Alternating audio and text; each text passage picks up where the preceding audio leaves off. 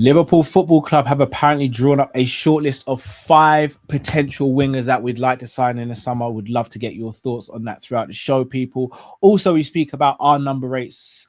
I was going to say Steven Szoboszlai, but he's been compared to Steven Gerrard as he has an all-worldly season so far. And what can he go on to accomplish for the rest of the season? And we also look at the FA Cup 5th round draw as Liverpool see their fate in the next round. People, it's a show you all love. It's Monday night, so you know what that means. It's the Monday Night Live show. Sit back, relax, and let's talk about it. Hi, this is Jordan Henderson, and you're watching Team Kop-ish. Being free back again, ripping LFC till the end, so go on tell a friend. If they rockin' red, they're a 10 champions, be the best, we come again. Kop-ish clean up in every region, elevation in every season. Couch up and all the fast match up and real rap and drifty go on tell them this is that, this is that. This is Kopish, this is Kopish. Reppin' Liverpool till the end, champions, we the best, come again. This is that, this is Kopish, this is Kopish. The main free back up in your screen, real ones know this the place to be. This is Kopish.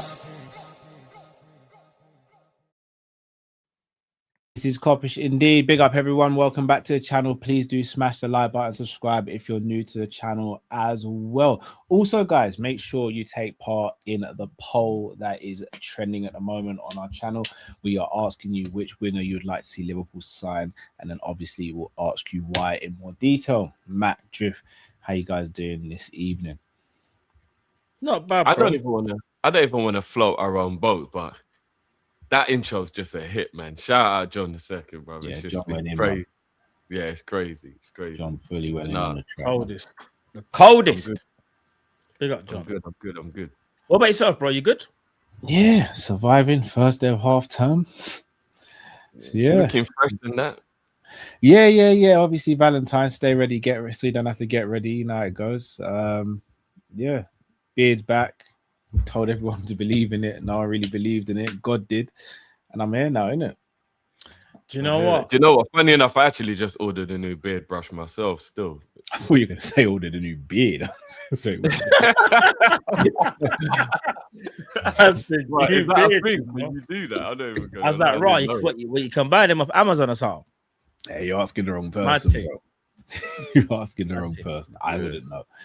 No, I just ordered a new, because I realized that I haven't had a beard brush for a little while, and I was like, do you know what? I do need to stop looking scraggedy now. Like, I've got to actually like brush it and make it look cool. You know what I mean? Did you get the brush that like on the it's got the two sides? So one's a bit like, I was gonna use one word, but it wouldn't have been right. One is just different from the other. Yeah. I was gonna let me put in the private chat what I was gonna say. And it would have to been a pause on that one. No. Tell a lie. Sorry, I didn't. I just got the soft brush. I didn't get the other one. I know what you're talking about. I only got the soft brush. So like it's different. One is a bit harsher than the other. Man couldn't say that wasn't a pause. No. Look at how he's already laughing. Yeah, only because you just put it there, so it just made me laugh. But no, you know what, bro? I think that other brush you're talking about, I thought that's more for the gal with the baby hairs. I don't really think man them need that one. With the gel in that.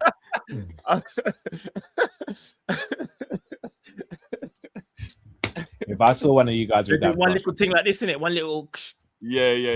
We don't really need that one. You know do you know what I use for my beard? I just use when I do my Afro comb, innit?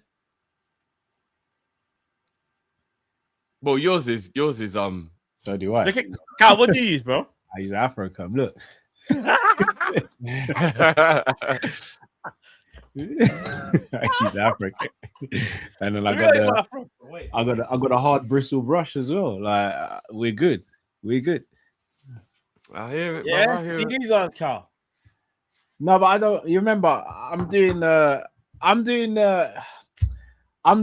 oh, he ain't got a beard. Oh, right, he has got a beard when you get closer. Like I'm doing the delusion thing at the moment. Is it that, Cal? I don't want him, man. I just do this. And I just do this. Say this.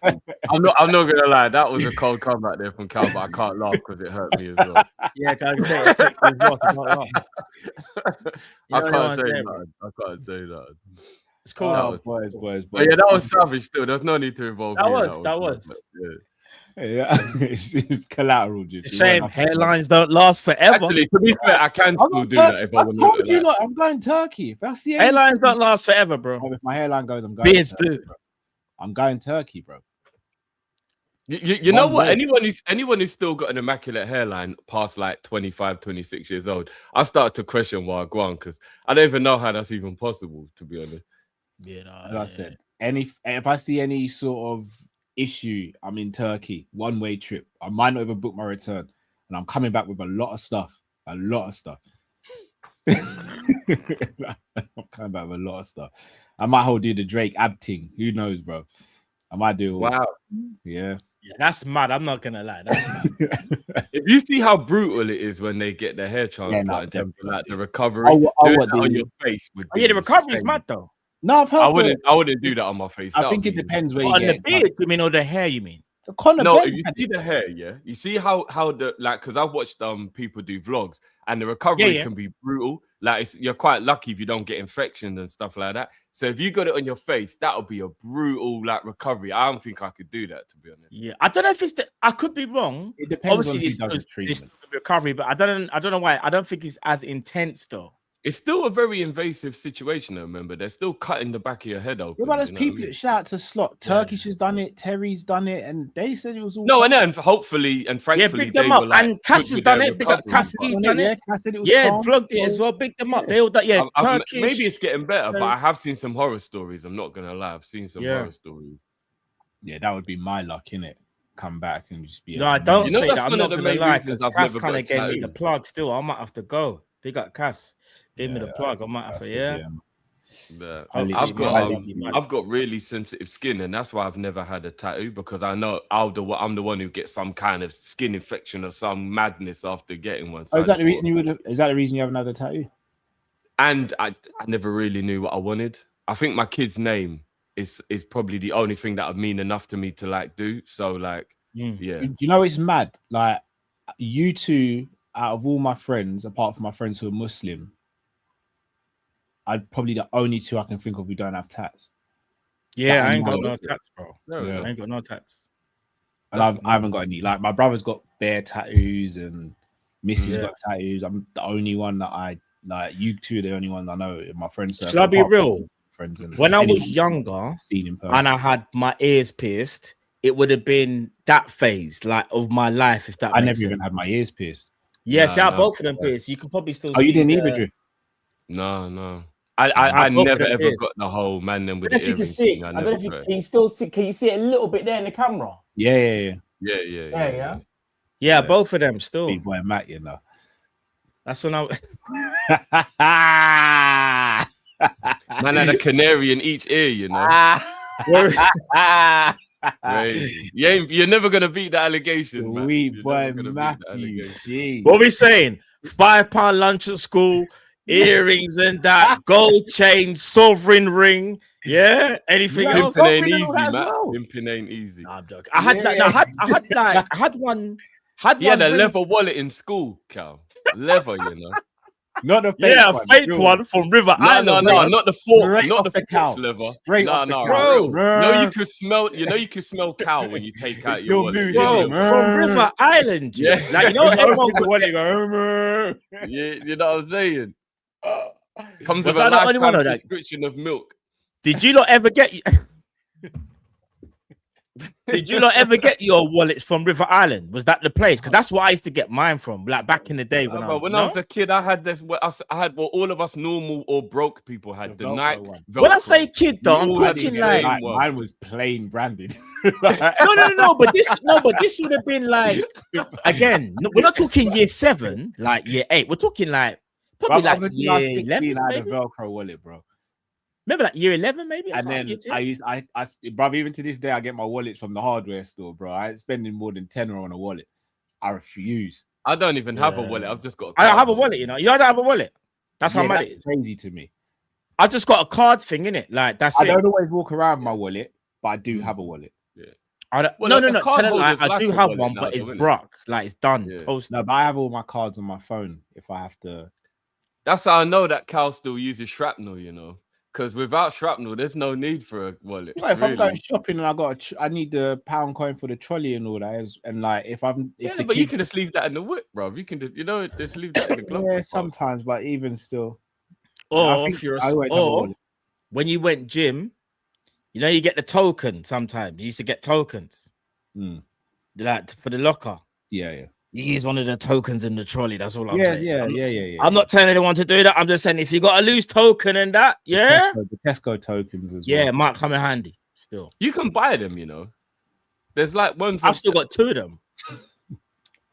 You don't always have. No, I don't think it's a scam. Like you can just go shop and buy them. Yeah, you can buy them, or you can find. I mean, if you're gonna nick a trolley, then there's something wrong with you. No one's stealing anything. Whoa! Nicking a trolley is crazy. What are we doing here? Hey, Drift, you one of them people that used to take Drift? Be real. Was you one of them people? Was you guys one of them people where you used to take the trolley? They get them certain people take the trolley to the yard and just leave it. Like they leave it. You can't do that anymore. But the trolley's locked now. Yeah, I know. Bro, there's some people. Don't get twisted. You see them on road with the trolley, it's difficult enough to take it to the car, bro. Yeah, bruv, I tried to over the concrete. I've seen someone on the road. They locked it off. I see someone on the roads. I'm telling you, bro. I was there pushing it. The guy's like, "Where are you going with the trolley?" I was like, "Where do you think? It's my car. I'm going to the car park. Like, what's the problem?" Yeah. They had to sort that out though, because you can't be taking the trolley anywhere, bro. Yeah, I tell you what is stupid. The extra big trolleys, basket. Sorry, so it's like a basket with the wheels. Yeah. There's a tag in that, and if you try to go to your car, it goes off. Yeah, I couldn't believe it. I was like, what?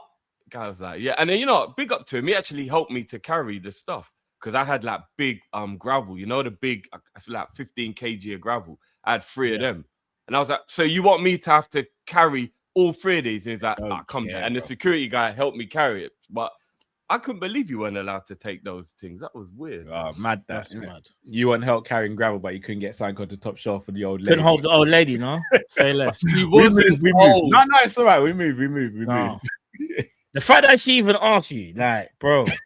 we move, man. We move.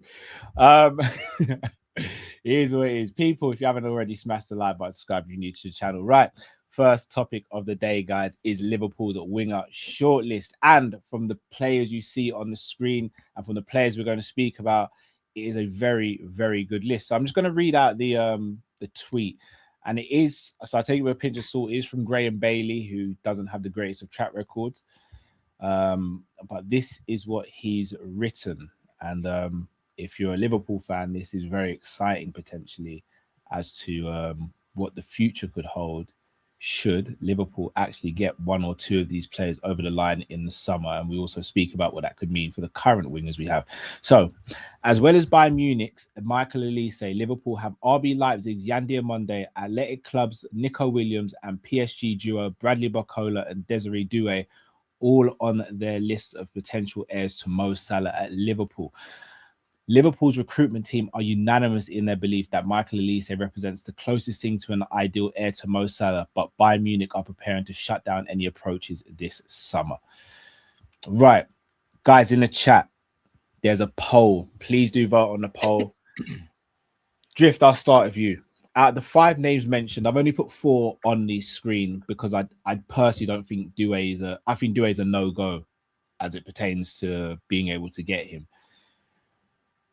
Who out of that list would be your first choice and why? I'm just gonna put a. I'm not allowed to vote. Damn. I was just gonna put a little vote in. What are you gonna do? I'm just one guy. You know what I'm doing? Did you put? Actually, no. Did you put Nunes on that list? I forgot it's Monday, innit? Yeah. Sorry, bro. Sorry, man. He's got actually. He's got a brace though. No banter. He's got a brace. No banter. Today I think. I'm happy for him. Yeah, he's got a brace. We got Darwin. I would go with Elise in terms of talent for sure. I don't think he will be possible because I do think Bayern Munich will hold on to him.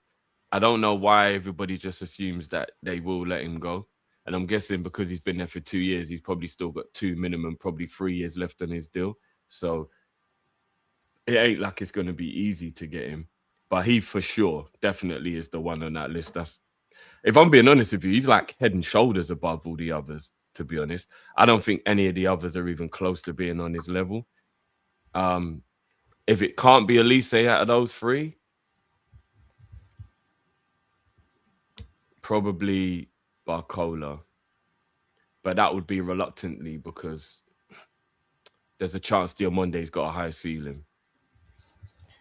Matt, I don't want to get ahead of myself. Am I right in saying you've got the same answer as Drift, as in, even though you might think he's the most unrealistic, Elise would be top of your list? Yeah, definitely. I think there's an argument to say Elise is the best right winger in world football. You just took my next question. So I was going to ask, look at your Mo Salahs, your Sakas, your Maus, your Elises. Where do you have him? Because there's an obvious an argument there. Where do you place him at the moment in terms of right wingers in world football? There's an argument to say that he's the best. If he's not the best, he's only second to Yamal. If he's not second to Yamal, he's tied. Elise has been... No, we can't just leave Salah out. It's irrelevant whether he's having a bad season or not. We're not leaving Salah out. Salah's still the best right winger in world football. No. We're going off right now where they are right now. Yeah, but that's right just now. Form. That's just form. Anyone can. I'm not. No. But he's he's asking me. The season though, Drift. You can't just. Yeah, he's asking me. Yeah, but it's just a bad season, isn't it? Yeah, so right now, Salah's not the best in the world right now. Then. Yeah, right now. That's what I said. Right now, I'm not talking like what they've done and all that stuff. I'm talking about right now. Right now, Yamal and Elise are better than Salah right now. That can all change. I'm just saying right now. They're having a better point season, being though is I don't know. Those two, Yamal, you're never gonna get. Elise is a type of profile winger that suits Liverpool because I think he's a creator. He's more like go for assists more so than goals. And I actually think that would suit what we actually need. I feel like we need wingers that, even though they can score goals, their main thing is to create. Because obviously, you're hoping Isak gets back to his best and gets over the injury. And if he's able to do that, you need someone to create for Isak. And Elise is that guy. Now, I'll be the first to admit, yeah. Can I just when hold Elise that? Sorry, Matt. Can I just hold that thought? So, because I think this is a little bit of a misconception of Elise regarding him just being a creative winger. I think he's I don't think he will ever get Mo numbers, but I think he's of the Mo Salah category, whereby he's a goal scorer and a creator. And the reason I say that, his last season at Crystal Palace, if I'm not mistaken, was the 23-24 season. That season, he played 19 games in the league. He got 10 goals, 6 assists. Last season for Bayern Munich, he got a total of 20 goals and 23 assists across all competitions. This season so far, he's on a total of 13 goals and 25 assists. So I wouldn't just put him in that category of creative. I actually think he's a hybrid, and that's probably the reason why I rave about him so much, because I do think you get your two categories of wingers now. Whereas I think he's the one that goes, no, I can do both, and I can do both to a good level. I agree. However, I still would say Elise, although can be selfish, he's not as selfish as a go for goal winger first. So I'll compare him to Salah. Remember, Salah can still create at a high level, at a high clip. He's done it throughout his career. Yeah. But Mo Salah was known for his goals more so than his assists. Assists for Mo Salah are a bonus, but that's because Mo Salah became a complete player. Elise, sorry to cut you again, Matt. Again, I think that's a false narrative, though. I think that's a narrative that's a bit of a lazy one by the pundits. Is that, again, if you were to go through Mo's career, I think he probably has double-digit assists every season he's been here. Yeah, but and that sounds crazy. This is why you try not to use stats. When we see Mohamed Salah play, yeah, his first thought is, I'm gonna score. Like, he is that guy. He's got that killer mentality. He wants to score. Remember, Harry Kane can get assists, you know. But Harry Kane is a predator in front of goal and he's a madman. But Matt, Harry Kane can get assist though, right? No, He can we do it all all. Harry a complete striker though, because like we called Suarez a complete striker. No. They can still be complete, but you can still sit there and say one slightly outweighs the other. And what I'm saying with Elise is, I still feel like Elise is still the creator type. However, the goals now that he's getting is bringing him into that conversation where you go, nah, he's basically complete now if he's not already. I just think the way I watch him play, he's more of a creator than a goal scorer, but he can score goals though at a good clip. It sounds mad, but basically he's the perfect winger that Liverpool should be going for. He's the perfect winger. The problem is getting him out of Bayern. That's tough. That's tough. Like, and because of what's happened this season, does Elise feel like going back to the Prem? Does he want to go back to the Prem? He's in a good space right now. If they were to win the Champions League, does that enhance them keeping him?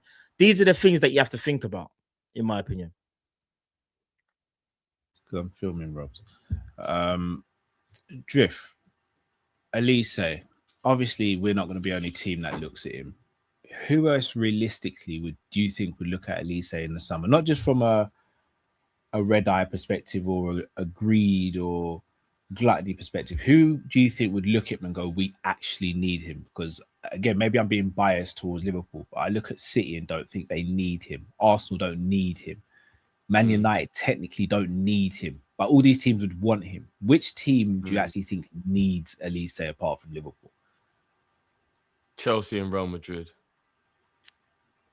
Okay. Even though they've got Esteval and Neto and Coenda coming in as well. None of them can talk to Elise. So no, I know none of them can talk to him, but they actually have depth there, and they highly regard Coenda and Esteval.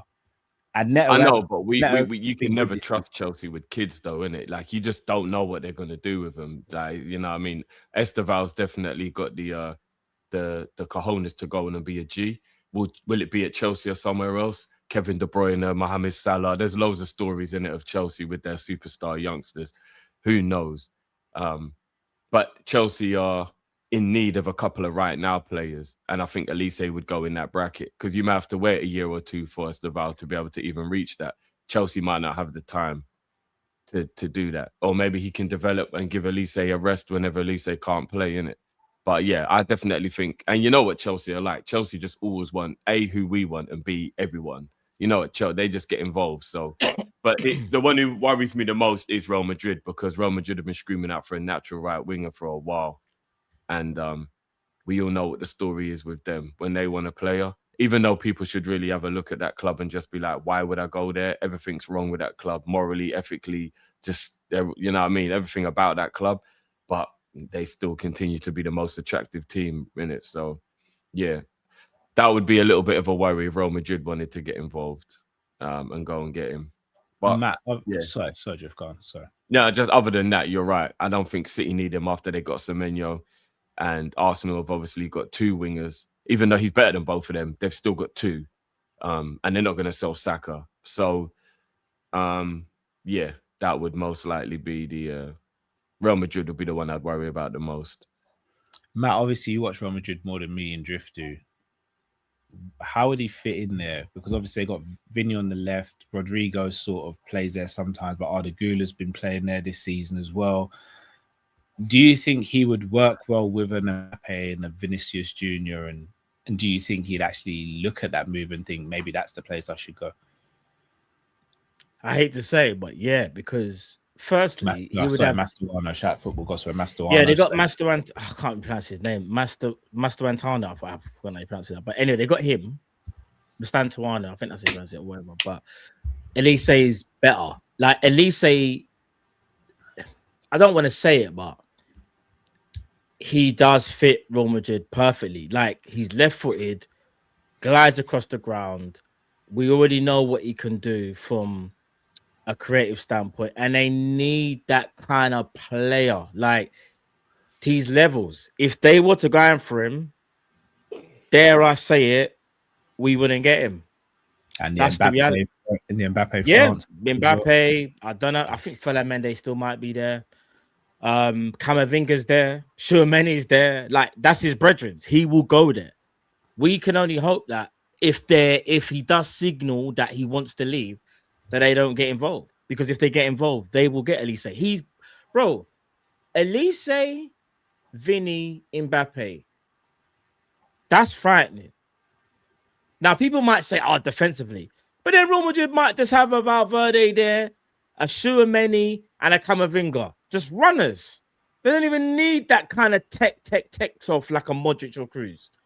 So there's ways to go about it, innit? To rebuttal, shout out to Slut Out 1, 2, 3, 4. We've got Ekitike, Kanate, Jacquet.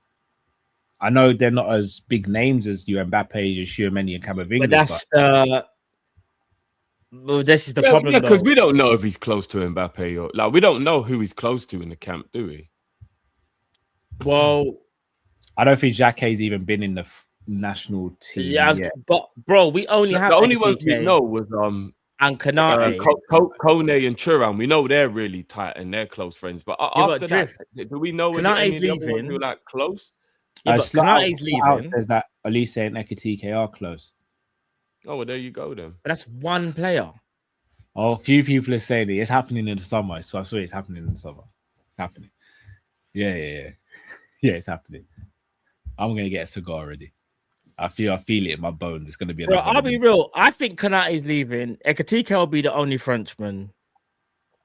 Wow. Jacquet will be. Will you get angry at me if I say that I wouldn't sacrifice Salah for Elise?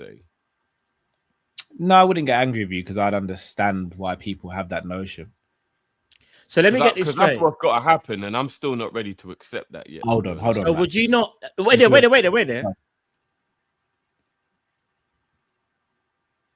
At the end of the season, if you had to make a decision, would you sell Salah and get Elise, or would you keep Salah? Are you asking me or Drift? Drift. No, I'd keep Salah.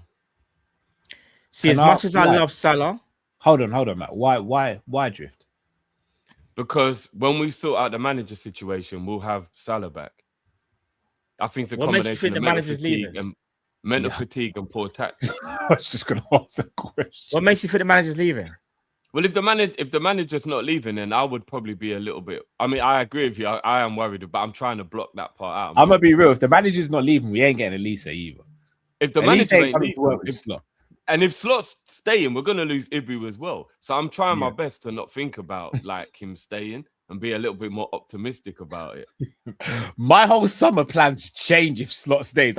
I know it's crazy. It's actually crazy. Get ready, bro. Get ready. Slot is about to do the Leonardo DiCaprio in the summer. Yeah, he's about to do it. I ain't leaving. I ain't going nowhere. But why? Yeah, can I ask? I wouldn't. I personally wouldn't. And here's the reason why. Other than, I know he's having a bad season, but it goes back to the conversation we just had at the beginning, where I'm not one of them people who, when you're in poor form, I discount you from being the best. I don't like the kind of like recency bias of someone's had a good 5 or 6 months and then all of a sudden he can be thrown out or added, whether he's been good or bad. Like, I don't like that. So for me, Salah's still the best right winger in world football, regardless of whether he's having a bad season so far or not. And I know that other than Messi, I've never seen anyone in my lifetime hit numbers like him as a winger. Like, and I don't know if anyone will after those two moving forward. Who, sorry? Cristiano did. Well, again, he goes in the same bracket in it because he was a before, and plus he plays so much up front that like a lot of his goals just came as a striker. Like, when we're talking about just purely playing on the wing, Salah, and especially the fact that most 34 still playing on the wing, and by the time Messi was like 31, Neymar, yeah, Neymar as well.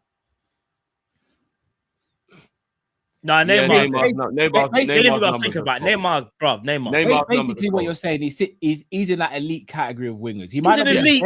And again, here's what's slightly unfair as well, is that all of those players did have other roles. Neymar was a 10. Messi played support striker. Cristiano just became a striker. Like, he's just always been a right winger, Mo. Always, the whole time. He ain't changed. He's just always been a right winger. So for me, he's the greatest winging goal scorer of all time. For me, because all the others played so many different roles in the team. He's just always been right wing. So I don't think anyone's ever going to match his numbers. And I still think he's better than Robin Drift. As a goal scorer, yeah. Is he a better player than Robin, in your opinion? No, he's not a better player than Robin. No, but he's a better goal scorer than Robin. Matt's always on menace mode. Staying out of Liverpool channels. Staying out of Liverpool channels dangerous. I'm just saying. Always on menace. I didn't tell him what to answer. He answered himself. But for me, I know that Mo can get back to that because I still look at Mo and I think he's just physically and emotionally tired and run down. And I look at him and I still know he's still got it. And I don't want to lose that guy who's a 20-goal a season guy. I don't want to lose the legend. And I know that if he just clicks that little bit more and gets it right, he can be a part of that link up if we go and fix the right.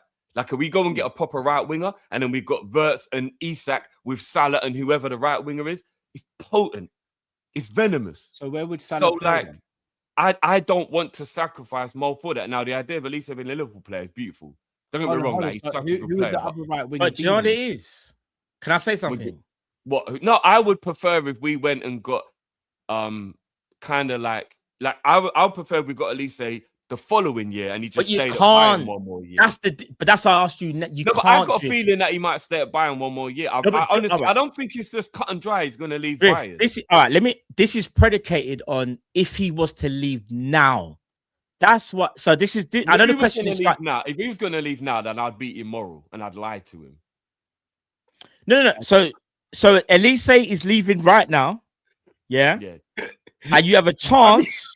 You know, people can see the lies. That's what I was gonna say. And Salah saying, if you're gonna sell me, you're gonna sell me.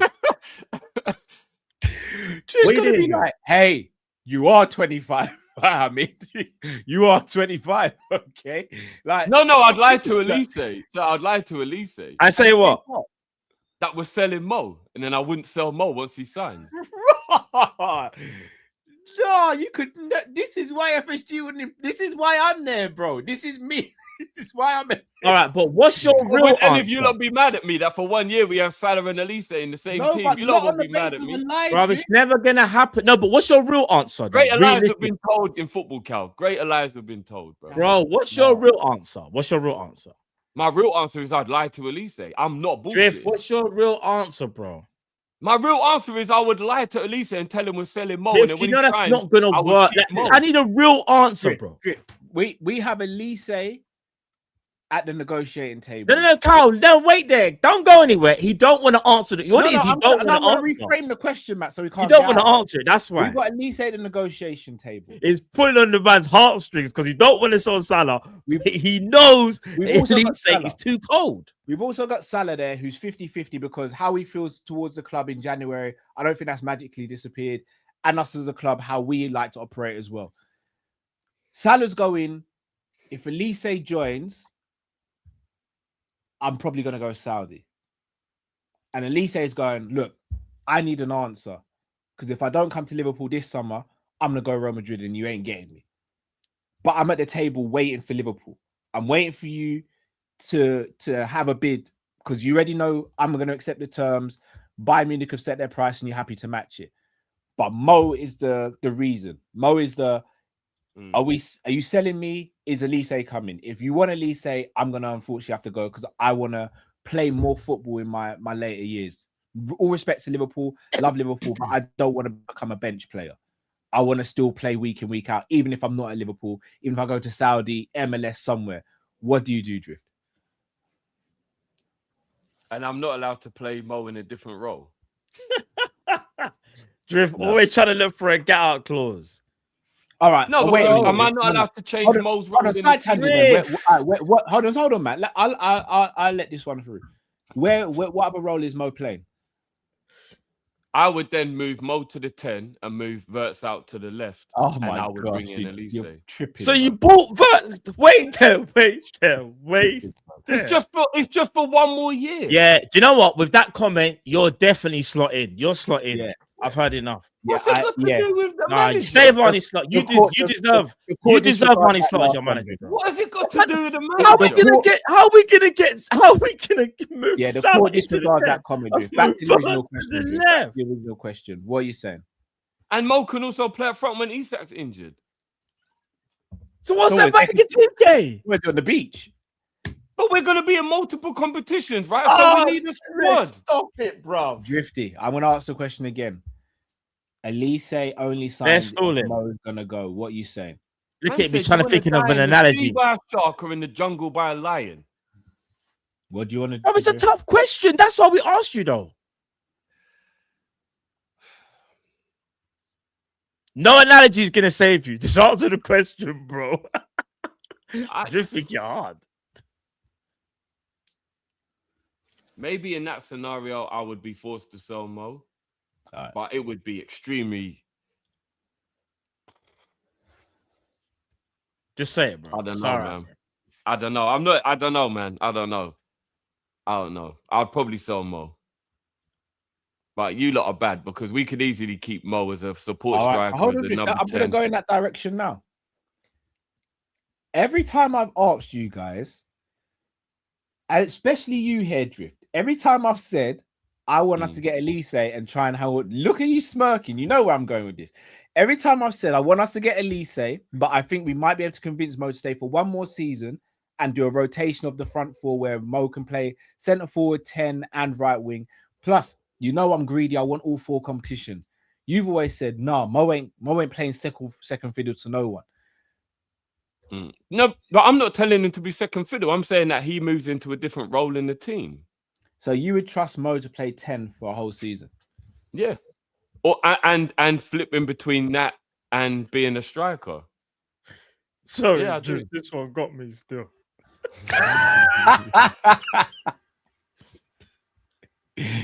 Yeah, no, honestly, I know you lot know that I'm not just messing around. Do you think you can convince Mo to be moved centrally for a while? Remember, I've said you this have for said a while. that. You have. I think that now he doesn't have that electric pace he used to have. He'll be much more suited to being in a central role in the team. All right, so your front four would line up with it being either Ekitike or Isak as the number 9, Wirtz on the left, Elise on the right, and Salah in the 10. And Wirtz could be flipping between him and Barcola, because we could still get Barcola in that scenario. All right. We'll speak about left wing in a sec. Yeah. Do you think that can work, Matt? Honestly, no. Only because it's not about if you're gonna stick to a 4-2-3-1 that the manager likes to play. Salah in the 10, obviously no defensive work. Doesn't do it in the wing. You're not going to get it from him centrally either. You know what I mean? But obviously it'll come alive when we're attacking. And then Wirtz off the left is too lightweight as well. Like, I get just premise because you want to try and keep your best players. And Salah is still a quality player. Like, if Salah stays, he's still going to be quality. It's just that it just gets harder and harder how to fit him in terms of how you want the team to look. Because if you put Salah centrally, the game needs to go through Florian Wirtz, innit? So, like, obviously, he's a natural number 10, innit? And I know I've said before, Wirtz can do the Coutinho role off the left. I've said that, like, a lot. However, I do think if you're moving Salah into the 10 because you know he's on a bit of a decline but still got quality, but you're saying to your best number 10 to move out wide, I also feel like it sends the wrong message as well, though. So I think that's where you kind of... No, but remember, you got to rotate. Sometimes it could be Wirtz in the 10 and Salah's on the bench, or Salah goes up front because we know Isak might be injured. Like, remember, it's just about having a group of quality players to go and try and win as many trophies as possible. Do you see what I'm saying? Like, so for me personally, I don't think Mo would have a problem. I don't think Mo would have a problem being on the bench now and again, but he would definitely have a problem if he's just second fiddle. You're just the backup right wing, and we bought Elise. He is never going for that. But I think at 34, he'll be all right with every now and again he's on the bench. Do you know what I mean? Because that's different. But Salah's mentality, in my opinion, is like Ronaldo. They're serial winners and think they're the best no matter what. I think if you could convince him, then you've won half of the battle. It's convincing Salah for him to understand that, bro, you're not going to start every week. And not only that, we need like someone else like on the wings now. You can be central. Boom, and see what it's convincing him will be the hardest part. Start 30 games a season, man. Like Salah will still start 30 games a season. And I'll be real, if you play him centrally, if you play him centrally, you might need 2 Caicedos as the pivot, bro. I'll be real. No, but you'd have the extra work rate from Wirtz on the left. because Wirtz works back. So you he does what, but we need a bit of physicality. Like, so you'd have to have. I don't know. Yeah, you'd have Wharton and Szoboszlai midfield. Yeah. And then you'd have Salah in the 10. So Wharton and Szoboszlai would do a lot of the work. And then Mo would be creative from that, you know what I mean? From that number 10. Or you play a diamond and then you play Mo as one of the forwards. So you could play Mo and Isak with Wirtz behind in a diamond. The thing is, if you get a diamond, you're kind of eradicating Elise to a degree. Elise can hold bench on that day. This is what a great squad's all about, bro. No, but I understand that, but every team normally has their number one formation. Obviously, there's formations that you might go to, but every team has. So that's the way. Here's the thing, yeah. At least they could probably play 10 if we're being realistic. You could probably play 10. Yeah, I just don't think the club want to play a diamond personally. Even though I like the diamond, I just don't think the club will play it. Slot long term. Yeah, that's for sure. Yeah, Slot don't want it. And if he's still in, so let me just get this right. This is more of a question to the chat rather than you. Everybody's willing to just let Mo go now. Then. See, I think you're doing a guilt trip here. I've just got a step injury. No, I'm just asking. I'm just generally asking a question because there's a difference in the question you're asking to the question I asked. People aren't willing to let Mo go. But if there's a replacement that comes in that we deem better than Mo currently and that has a higher ceiling than Mo, then yeah, sometimes you got to make the difficult decision in football. So what if it's not Elise? That's where the next. But that changes everything. Give me another player and I'll give you an honest answer. So if it was for the right hand side. If it was Rodrigo, no, not for the right wing. No. I don't want us to go too far because we are gonna get into that. But my mad idea. Rodrigo, big fan of Rodrigo, but off the right, no, has to be off the left. So he'd have to replace someone else. But yeah, we'll get. Here's my mad theory as to why I do believe if the club I take a different approach, Jeff. I think the club have to be transparent with Salah to get him on board with the idea. The reason why I think Elise and Salah could coexist for one season is because it would be Mo's last season. And I think Mo would get a proper send-off rather than him leave in the summer the way this season's panned out. And I think with Elise in the squad and potentially other players, you could look at that and go, Mo could look at that and go, we have a real genuine chance of winning stuff. And I leave on a high and add even more to my legacy. And I think that's why it could happen. Equally, I wouldn't be surprised if Mo sat there and went, look, Elise, I know what this is. Elise's quality. I'm a realist. I know Elise is probably better than this version of me. I'm not going to start as much. He might have the Robbo role, for example, and might not be satisfied with that. And he might think, no, I'm going to go somewhere else and play regular football. But I don't think it's impossible. But I do want to speak about the other three wingers on the list. And I'll start with Yan Diamonde because he can actually play on both wings and effectively on both wings. I know Barcola and Nico Williams both have, but I think Yan Diamonde is more two-footed than those two players. He's just turned 19 in November, but he's had a breakout season. He's had a very good season. Came highly recommended by Jurgen Klopp. Came from, if I'm not mistaken, the fourth tier of United States football, and is now killing it in the Bundesliga. However, we have a conundrum because we have our own quote-unquote star boy in Rio Ngamoa who should have had a goal at the weekend, but for a bad decision by the linesman, and then also scored a brilliant goal for the under-21s. Where does Diamonde fit into all of this? And would you like to see him come to Liverpool in the summer? Yes. I like him from what I've seen. Yeah. He's a younger version of Semenyo. Younger version of Semenyo, I'd say, but I think he's got a bit better feet though, like in close quarters. I think he's a bit better, bit more agile, shall we say? Because I think Semenyo is a bit more brutish, but I like what Diamonde, what he's about, pacey, trickery. Got a decent amount of goals as well, actually, this season. I think he's got like 9, or 10. I know he's got a hat-trick as well this season. He's a player that would definitely be on our radar. My worry is, though, is that for a 19-year-old and this being his breakout year, we can't be paying stupid amounts of money, though. And this is where we have to be careful. Because as good as he is, when I'm seeing Leipzig say things like 100 million euros and stuff, I'm not doing that. Like, as good as I think he is, I'm not doing that. That's a deal that you stay clear from.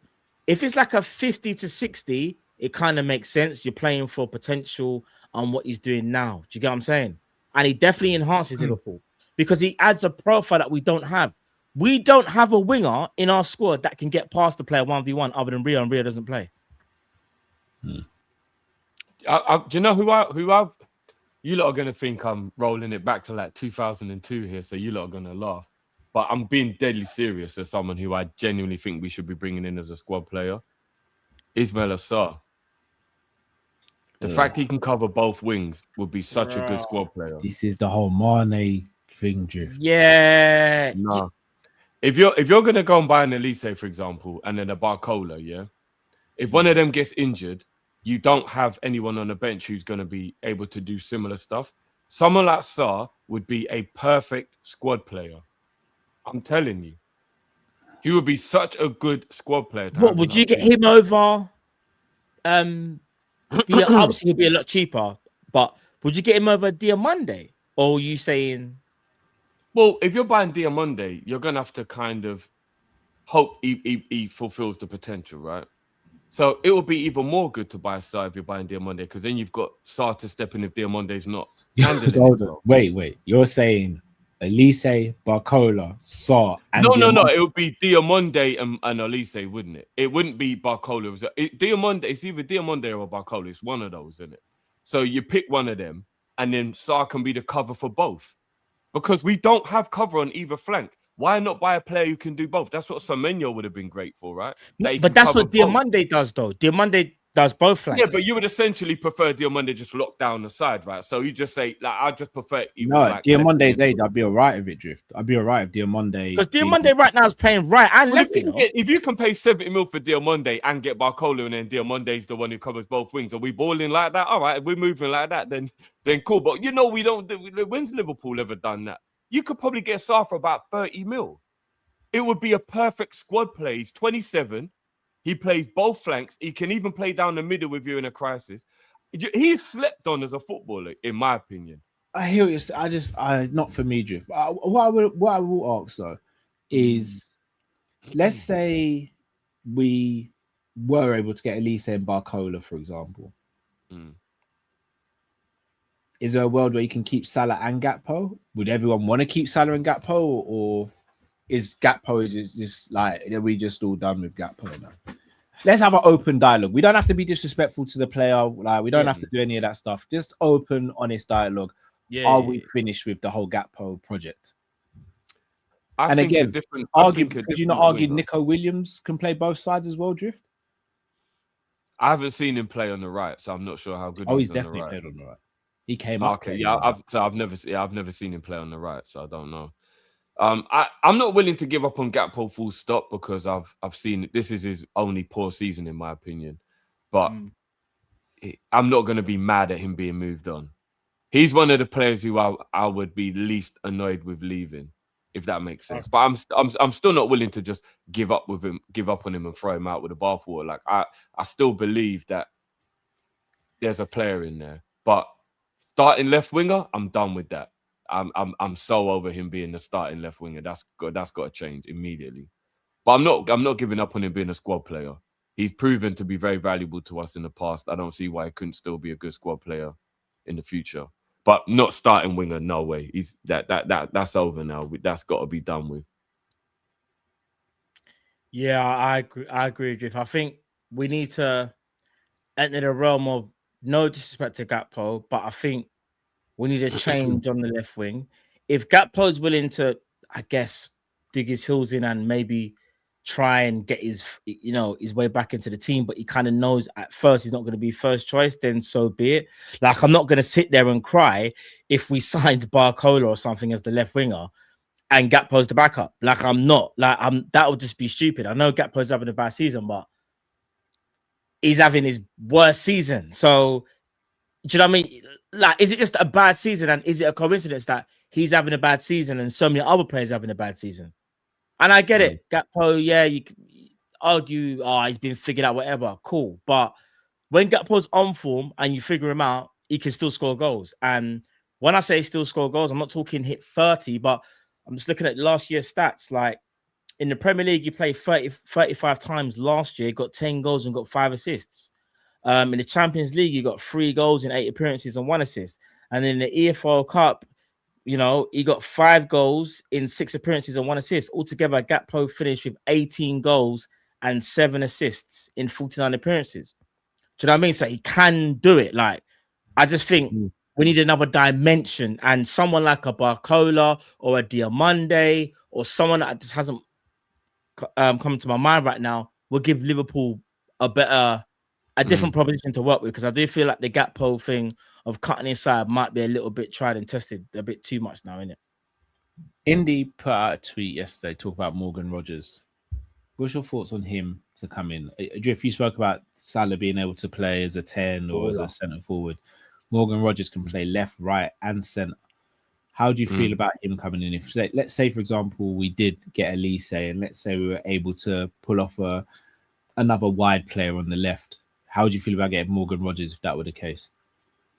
Yeah, I've rated Rogers for a while. I'll take him at Liverpool in a heartbeat. The only thing I'll be a little bit worried about is if we brought him in to be a permanent left winger, because I think he does a good job when he's out there doing a role for the team. But I think centrally is where he's best, and you'll be kind of wasting him playing him wide, for me. But now that we have Florian, you not play how Wirtz does on the left. So obviously he's not Wirtz, but in terms of Wirtz likes to glide around the pitch and sort of pick up pockets of space in between the centre back. The midfield. Yeah, that's how they play the role. Yeah, I'm only willing to have our winger be that way if it's going to be Wirtz there, because we already have Wirtz. I don't see the point in buying a player to then do that. Does that make sense? Yeah, I hear it. I mean, if we're going to buy a winger, I'd rather it was a take-on winger with rapid pace that's going to create a different dimension for the team. But if we was to buy Rodgers and play him centrally as one of the options, he's a brilliant footballer. Absolute brilliant. He's so good when he runs with the ball. Once he's gone, that's it. He's like a freight train. Like, you just can't stop him. He's got good feet. He's powerful. He's quick. You have to take him out to get the ball. Do you know what I mean? So, yeah, I really like Rodgers. And he's also displaying a little Szoboszlai in him with these bangers as well. Like, he don't score random goals. He scores bangers all the time. If I hear Rodgers has scored, I know I'm gonna be smiling while I'm watching the goal. It ain't going to be no little tap-in or something. Do you know what I mean? It's going to be a proper nice goal. So, yeah, good player. Yes. It'll cost an arm and a leg to get him out of Villa, though, I reckon. All right. I've got a hot take. Yeah, go on. I think Morgan Rogers is a baller. The problem is with Morgan Rogers is he's got that hybrid profile of a winger /10. We have that in Wirtz already. Morgan Rogers, this is my hot take I'm going to say now. Morgan Rogers is closer to Cody Gakpo than he is closer to Florian Wirtz. So if you're going to get Morgan Rogers, he would have to be the replacement for Gakpo. Because he's versatile, can play left. Morgan Rogers' game is he ain't going byline. He is cutting inside, and he's either going to create or shoot. He is a closer profile to Cody Gakpo than he is closer to Florian Wirtz.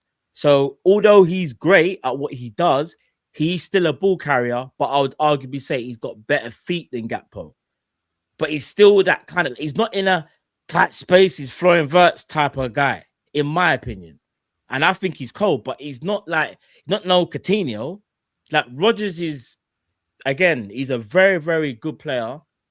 I just think his profile is closer to Gakpo than it is closer to Wirtz. And if you're going to do that, you might as well replace Gakpo with Morgan Rogers, in my opinion. That's what you don't do is, if you want a left winger, you just go and get Morgan Rogers. That don't make sense to me. Yeah. As good as he is. And I want him in a Liverpool team, by the way. But you're better off going for Diamande or someone like that, or Barcola, and you try and get Rodgers. Do you get what I'm saying? That's my... Matt, wouldn't you say Rodgers is a little bit more similar to Szoboszlai than Gakpo? Nah. He's not like that. He's more of a... Rodgers is someone that got good feet, but he needs to, like, get ahead of steam. Like, he'll drive with the ball. But, like, he's not... How can I explain it to you? He's not like Wirtz. Like, the way Wirtz is agility. No, it's not like Wirtz. They're two different type of players. But again, if I ask you this question, Drift, would you be if someone said to you right now, would you sell Gakpo for Rodgers? Would you do it? Because I think he's closer to Gakpo than he is closer. I would. I would. Yeah. Want to ask you guys. So, according to the poll, big up to everyone who took part in the poll. Sorry, Cal, would you do it? Sorry, would you do it? What, Rodgers for Gakpo? Yeah. I would. Yeah. Okay. So far, the poll is Elise on 66%, Diamonde 21%, Barcola 10%, and Nico Williams on 3%. Is everyone just completely just against the idea of getting Nico Williams? And if so, why? Death row contract. Seems to get injured a lot. He ain't really done that. The only real time I've ever seen him play well is in the Euros. And international football is a little bit iffy to pick a player on. So, yeah, I think he's talented. I don't think he's crap or anything like that, but he's definitely the least favourable out of all of those, for sure. Still just 23 years old as well. He's not a bad player at all. But he's always injured. Every time I've ever seen Atleti playing in an important game, he's always injured. Oh, my. You weren't lying about the death row contract.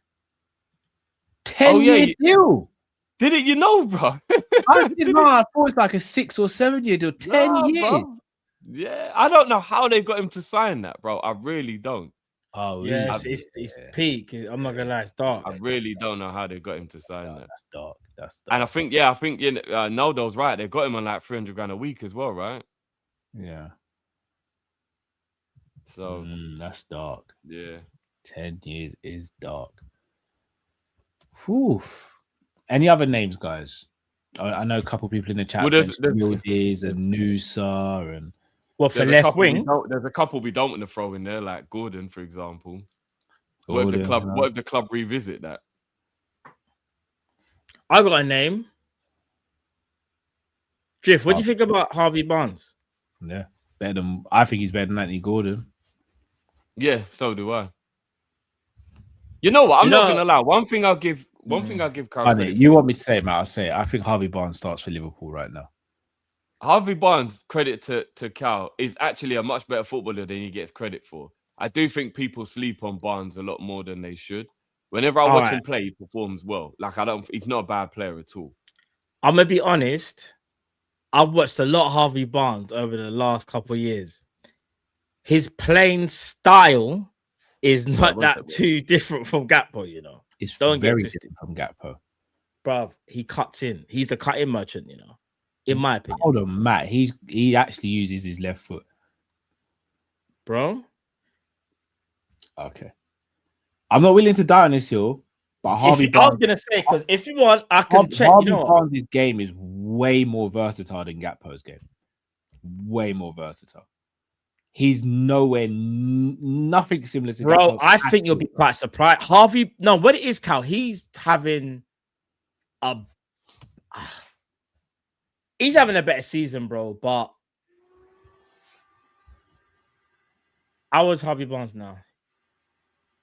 Bro, he's 20. Bro, Harvey Barnes is 28. Yeah. When did that happen? Bro, I thought Harvey Barnes was 25. Damn. All right, that caught me way off guard.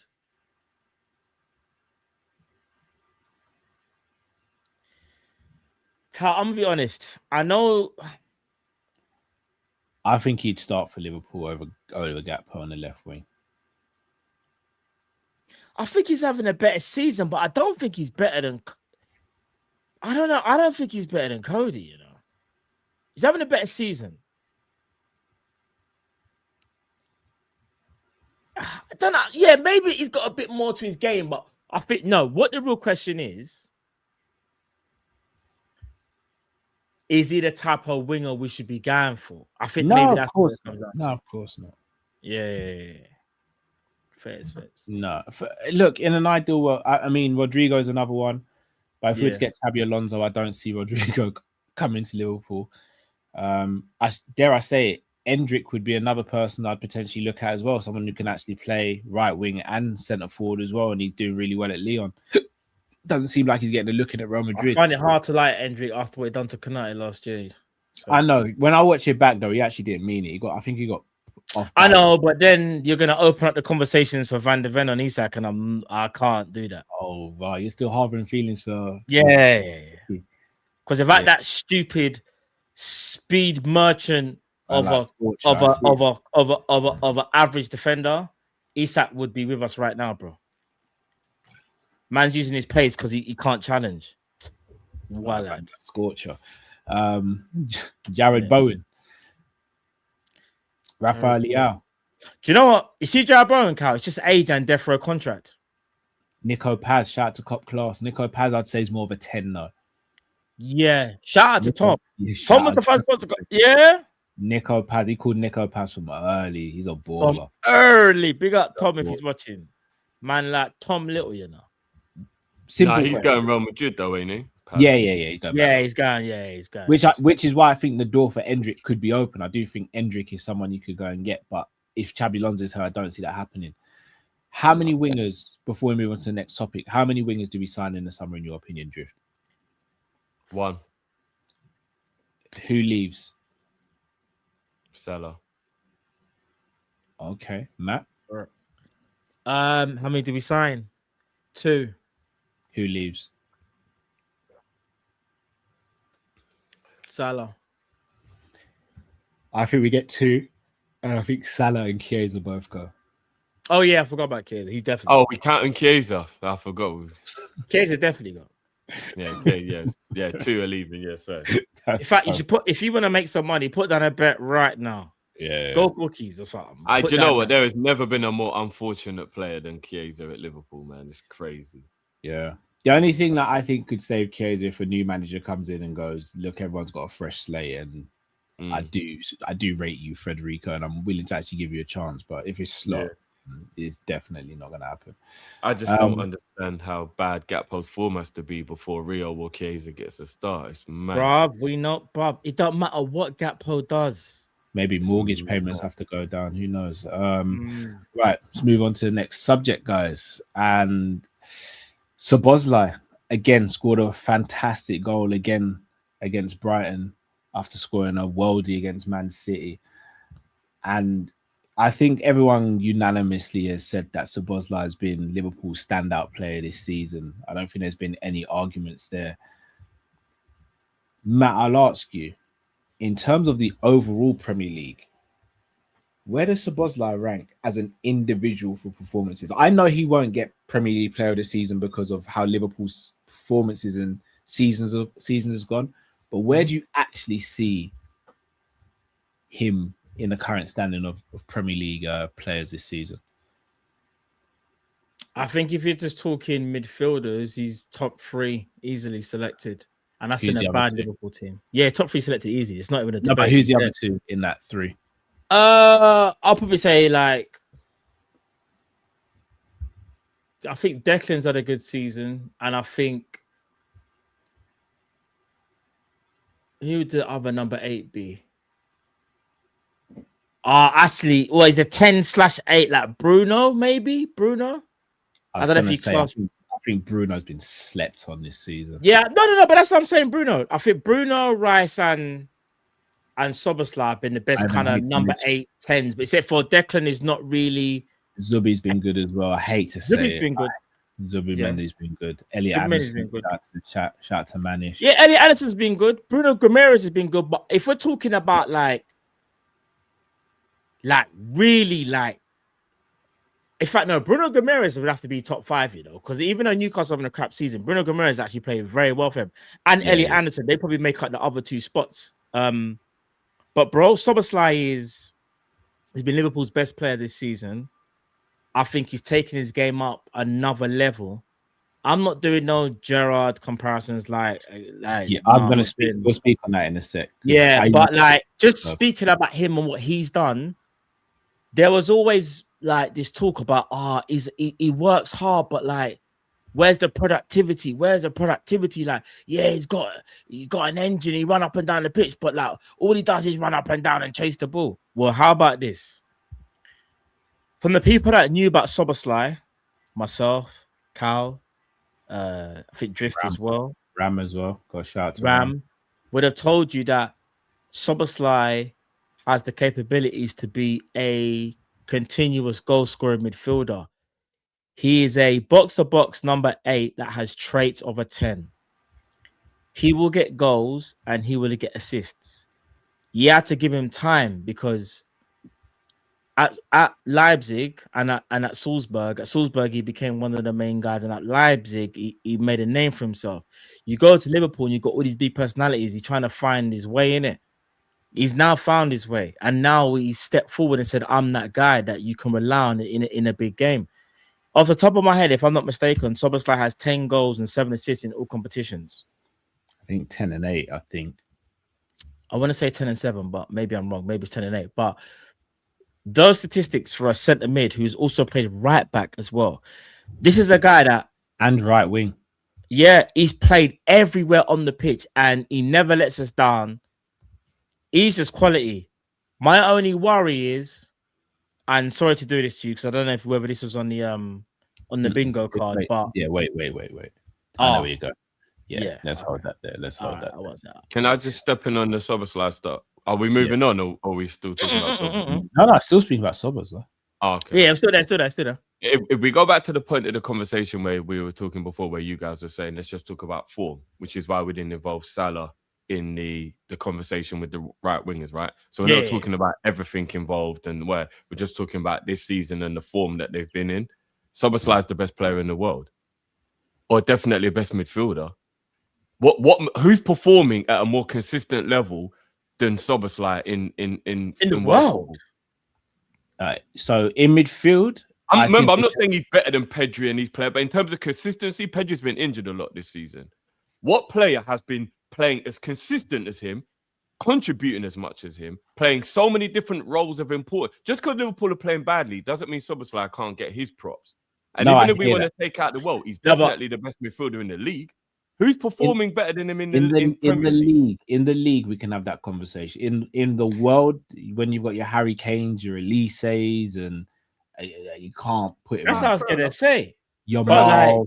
But in midfield, no. But are they having a better season than him? Yes. Drift. Are they? This one you won't like, but be real. How well has Bruno Fernandes played for Man United this season? Yeah. How well is Bruno? When the new manager come in, yeah. Before that, he was so up and down. No, but Drift, even before then, he was the only one that done anything. That's true, but he was. And I hate Man United with everything, bruv. No, but he was still up and down. I rate Bruno. You're right, but he was still up and down. Szoboszlai has been consistent the entire season in a failing team. So is Rice. In a failing team, Rice has been consistent all season. Bro, even Declan. He hasn't performed as well as Szoboszlai. He definitely has. No, he hasn't. Carl, I watch Arsenal every week, bro. He isn't. Trust me. Rice has not performed as well as Szoboszlai this season. I'm telling you, bro, he hasn't. Rice for a few years now has been one of the best midfielders in the world. People just won't acknowledge it because he's not a fashionable player. How could it's not true? I just think you've got a love for him, which kind of I'm not the only person who says this. No, Arsenal fans have been glazing Rice. No, it's not just Arsenal fans, bro. Rice has been about this life for a while now. But bro, Declan Rice isn't even close to being the best midfielder in the league, bro. He's not. But again, let's not even talk about Arsenal players. For me personally, I do believe that Szoboszlai is the best player in the Premier League. Definitely the best midfielder. But he's been exceptional. I just think because Liverpool are crap. If you swapped Arsenal and Liverpool's league position, Szoboszlai will be getting credit. But because we're doing poorly, people seem to have this weird assumption you can't big up an individual if his team's not playing well or he doesn't win a trophy, which I've always thought is the weirdest way to judge a player ever. And for me, the fact that Szoboszlai has played right wing, right back, DM, number 10, all to an exceptional level. He's scoring goals, free kicks, like his crossing is good. Szoboszlai has just been absolutely exceptional this season. So for me personally, even if you don't want to bring it to the world, because maybe then that starts to bring into maybe I'll accept Harry Kane. Harry Kane's been exceptional this season. But for me, consistency, Szoboszlai is he's just above the rest of them for me. Over Elise and Rafinha and those players. Yeah, like they're getting the numbers and that for sure. Drift. I'm not gonna lie. I wouldn't compare them anyway, but I think Drift, I think, in my opinion, for you to say Szoboszlai is better, them two have been on roids this season. his productivity, even though don't we always talk about how the Bundesliga and all that, and it's easier and all this stuff like that? But should I tell you why Elise and Kane get that grace? Because we've seen them do it in the Prem as well. So we know this. Them man. Elise ain't done it to this level, and that's not me shading him because I like Elise, but he weren't doing it to this level in the Prem. In the time he was in the Prem, possibly Bundesliga. In the time he was in the Prem, he showed Harry Kane. Yeah, there's Harry a reason Kane. Bayern went for him. Bayern wouldn't have just gone for him. No, he's a top player, bro. But statistically, this could be Bundesliga. That's all I'm saying. Because statistically, it weren't just doing this week in, week out at Crystal Palace. Well, 19 games he played for Palace in his last season, got 10 goals and 6 assists. That's 16 GA in 19 games, bro. That's pretty much what he's doing. No, I know, but when you watched him, the performances still weren't as consistent as Bayern. He's definitely been way more consistent. Definitely were, Drift. Ask Rich and all them lot, bro. Ask all the eagle eyes. He's a good player. I'm not trying to put him down. I'm just saying we always talk about Bundesliga tax and we always talk about Serie A tax and we talk about these things. I'm just saying Szoboszlai is doing it in the most difficult league, playing for a poor team. Do you get what I'm saying? Barcelona and Bayern Munich, they're winning all the time, right? Rafinha and Elise, bro, have been on right. Brother, Elise is on 25 assists this season across competition. Okay, all right. That's insane. So let's pull back the attackers then, and let's just make it about midfielders because I'll concede that if these lot are doing well, then fair enough. I'm not going to argue it like you're wrong, right? So let's concede the forwards and let's just talk about midfielders then. If we're just talking about midfielders, I don't think anybody in world football is performing as consistent as Szoboszlai, personally, and definitely in the Premier League. In the Premier League, I don't think anybody has been performing as well as Szoboszlai this season. So that's just my take. I think that's a fair argument. In the Premier League, I think that's a very fair argument. I can't bring it beyond that. Szoboszlai is Liverpool's best midfielder. He's our best player this season. Yeah, he's been our best player. And I think, listen, I would love to sit there and say he's been the best player or best midfielder in the league. I just think there's other candidates there that I think, because obviously we're just thinking about our own team and rightly so, but there's other candidates like, but I hate Bruno Fernandes, but his season's been dumb. I hate it. We can't just look at the stats for Bruno because there are a lot of games when he's poor. But Drift, I didn't once mention stats, Drift. He has himself has influenced Man United how Szoboszlai has influenced Liverpool. No, I agree. Bruno is definitely a player you have to give his flowers, 100%. But I hate Bruno, United, but we can't sit here and act like Bruno ain't being... Like, here's the thing. No, but Matt, he's had a lot of poor games. Bruno's the best player in the world. I'm just saying, in the Premier League, there are other players that have influenced their teams at the same clip. Maybe even more. Because, how about this one? Man United have a worse team than us. Yeah. And look what Bruno's done to their team. And he's been doing it even when Amorim was there. Have you watched them every week? He's had some terrible games, you know. Yeah, but he's the only one everyone's had terrible games this season. I don't even remember Sobo having one. Remember, I'm not trying to do no flipping Bruno prop. This is just me trying to be like as objective as possible. I think Szoboszlai's in that conversation 100%. He's like I said, he's top 3. I don't care what no one says, top 3. I just don't know where he would be. I don't believe that Bruno. I don't believe that Bruno for this season is better than Szoboszlai. No chance. For me, I think Szoboszlai is head and shoulders for performance, consistency, everything above all the other midfielders in the league. Because I'll be honest with you, we're a struggling team, and he's still we are. Because I'll be honest, it depends what you're looking for. Generally, it depends what you're looking for. If you're looking for a kind of diligent midfielder that kind of does it all, it sounds mad. Elliot Anderson and Declan Rice have a bit more that they have more defensive nous than Szoboszlai. You do realize that? I was going to say from an attacking point of view, because they're different types of players. Yeah, but from an attacking point of view, Szoboszlai is better than them. But then if you want to go real attacking, it's kind of cheating because Bruno plays 10. Then you got to add in Bruno. Do you get what I'm saying? So it's hard to kind of judge these things because they're all different. But so which one would you rather have? Another thing you got to factor in as well, Drift. I hear what you're saying in terms of Szoboszlai is not playing in the team performing as well. But the argument on that side could be it's very easy to stand out amongst the bad, but to stand out amongst the good team is even more difficult, some would argue. So Declan Rice in a high-performing team being probably their best player, I mean, that has to go somewhere as well. In the same way when Henderson was given the award in 1920. Liverpool's team was brilliant, but Henderson was still of a level where you'd go, bloody hell, he's performing week in, week out. So even though Szoboszlai is performing week in, week out, it's very easy to look good in our midfield at the moment because of how bad our team's been. Whereas you could argue it's not as easy to look as high quality as it is for a Declan Rice because his team's performing so well. I think there's a difference though between a bad team and a good team that are performing bad, because when a good team's performing bad, poor performances can really drag you down. Whereas if you're playing in a team where people just aren't as good of a quality, but they're still playing all right for their level, it's different. So like when you're at like a Crystal Palace, for example, and people go, but he's in a poor team. Yeah, Crystal Palace are a poor team in comparison to a Man United, say. But like they're still all right in their own realm. Whereas Liverpool have got an unbelievable amount of underperforming players, which I think makes it a lot harder to play well when players are underperforming. And it also makes it easier to stand out as well, though, Drew.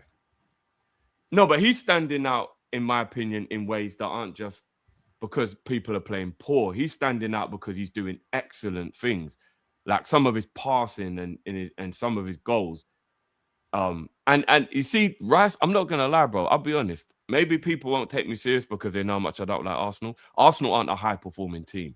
Arsenal were just winning from set pieces, and own goal is still their second top goal scorer. I know it seems like I'm being salty or whatever, but I'm not. I watch Arsenal. Matt, you watch Arsenal as well, Matt. Come on. Arsenal are not a high-performing team. They just somehow keep managing to scrape. Yeah, they're more of a like. They are not playing well. Although I think they finished second for 3 years in a row and they're top of the league. They're a high-performing team. No, but this season, let's talk about this season. They are not playing well, Cal. No, what it is, they're top of the Premier League and top of the Champions League, bro. We might not like the method, but you can't say they're not high-performing. No. I know what the levels are that low. I'm not gonna lie, bro. It's just how low the levels have dropped. Yeah, they're grafters and they're a very well organized team. I think. Listen, everyone plays their part in that team. Like, if you know, I said I put Rice in the top 3. Yeah, looking at the list again, I'm thinking Szoboszlai is there, Bruno's there. There's even an argument to say Elliot Anderson or Bruno Guimaraes gets in over Rice, because as good as I think Rice has been this season, and I'm not taking that away from him, Arsenal fans, don't ever got me. This is just me trying to be as objective as possible. I wouldn't say he's been like mad. Like, you know, like I'd even arguably say Rice might have even had a better season potentially even last year. Might have been better than this year potentially. But listen, he does what he does. It works for them. And yeah, like, I don't know. I know what Drift means though. They're not like Declan Rice isn't putting in performances where you sit back and go, my days. Like, look what he just did. You don't look at Declan. Can I use an analogy, guys? Can I use an analogy? Floyd Mayweather and Manny Pacquiao. I think we'll all agree, especially Manny Mayweather. Manny Pacquiao's a more exciting fighter, right? But when they fought each other, Floyd won by because he's more effective. I'll sit and tell you, as a boxing purist, I love watching Floyd fight, but I'll sit there and I'll be honest with you and tell you he's not the most exciting fighter. Like, you have to be a hardcore boxing fan, in my opinion, to enjoy a Floyd fight. But that doesn't mean he wasn't effective. And I'm not comparing Arsenal to Floyd, because obviously Floyd's one of the greatest of all time. Arsenal aren't one of that. But this notion that because they don't play attractive football, because they don't play pretty football or anything, that they're not effective or they're not good, I think is very unfair. Because if we were top of the league, if we were top of the league, they're not effective though. Yeah, they're effective. I said they're organized and well drilled, bro. They are effective. You can't say they're not good when they're showing all the metrics of being good. Set pieces. No, bro, but have you watched? How many 90 minutes do you watch of Arsenal, Cal? They I've watched quite a few. I'm not sitting there saying I enjoy watching Arsenal games. I'm not. No one's downplaying them. No, but but Drift saying they're not good. You can't say they're not good. They are. No. They are good. No. You said high performing team. Slightly different. Saying they're not a high performing team. They are. So what does high performing mean? High performing means winning. High performing would mean that they're good at most of what they do. They're just good at defending. But you said they're good at. That's all they're good at is defending, bro. Defending, set pieces. I mean, possession. Boxing teams in, they do all of these things. Yeah, they're not great to watch. They're good at set pieces and they're good at defending. Those are the two things they're good at. Stoke were good at that. No, they weren't. Because if Stoke were good at that, then Tony Pulis would have gone down as an all-time great. Tony Pulis does get his credit. He's a good manager. I said he would have gone down as an all-time great. They're an obviously, they had worse players. If Tony Pulis had the players Arsenal had, he could have done what Arsenal were doing. Bro, they're the most players than efficient. what Stoke had. Never. Cal, watch 5 back-to-back 90 minutes of Arsenal and you'll get what we're talking about. They are dreadful to watch. They are just... Yeah, they're bad to watch. But one thing I will slightly How can own goal be your second top goal scorer? Because you're They're the most efficient team in the league. They're the most efficient. It's not like these players are just turning around from kickoff and lobbing the ball back into their own net. I don't know, bro. Some of them, I'm never gonna lie. Some of these goals pressured into conceding own goals. They're the most efficient team. You might not like. No one likes how they play football. Their playing style is not nice to watch. But they're very efficient. They're the most efficient team, arguably, in Europe. Chelsea under Mourinho weren't pretty to watch. Yeah, they're the most. That's the thing. They're the most. No, but see, that's the how you see it, innit? Like, it depends. Man don't like the efficiency. When you watch those Mourinho Chelsea teams, they still attacked well, Cal. It's a bit of a misconception that they couldn't. Yeah, but that's because their wingers were better, though, Drift. That's a Robin thing.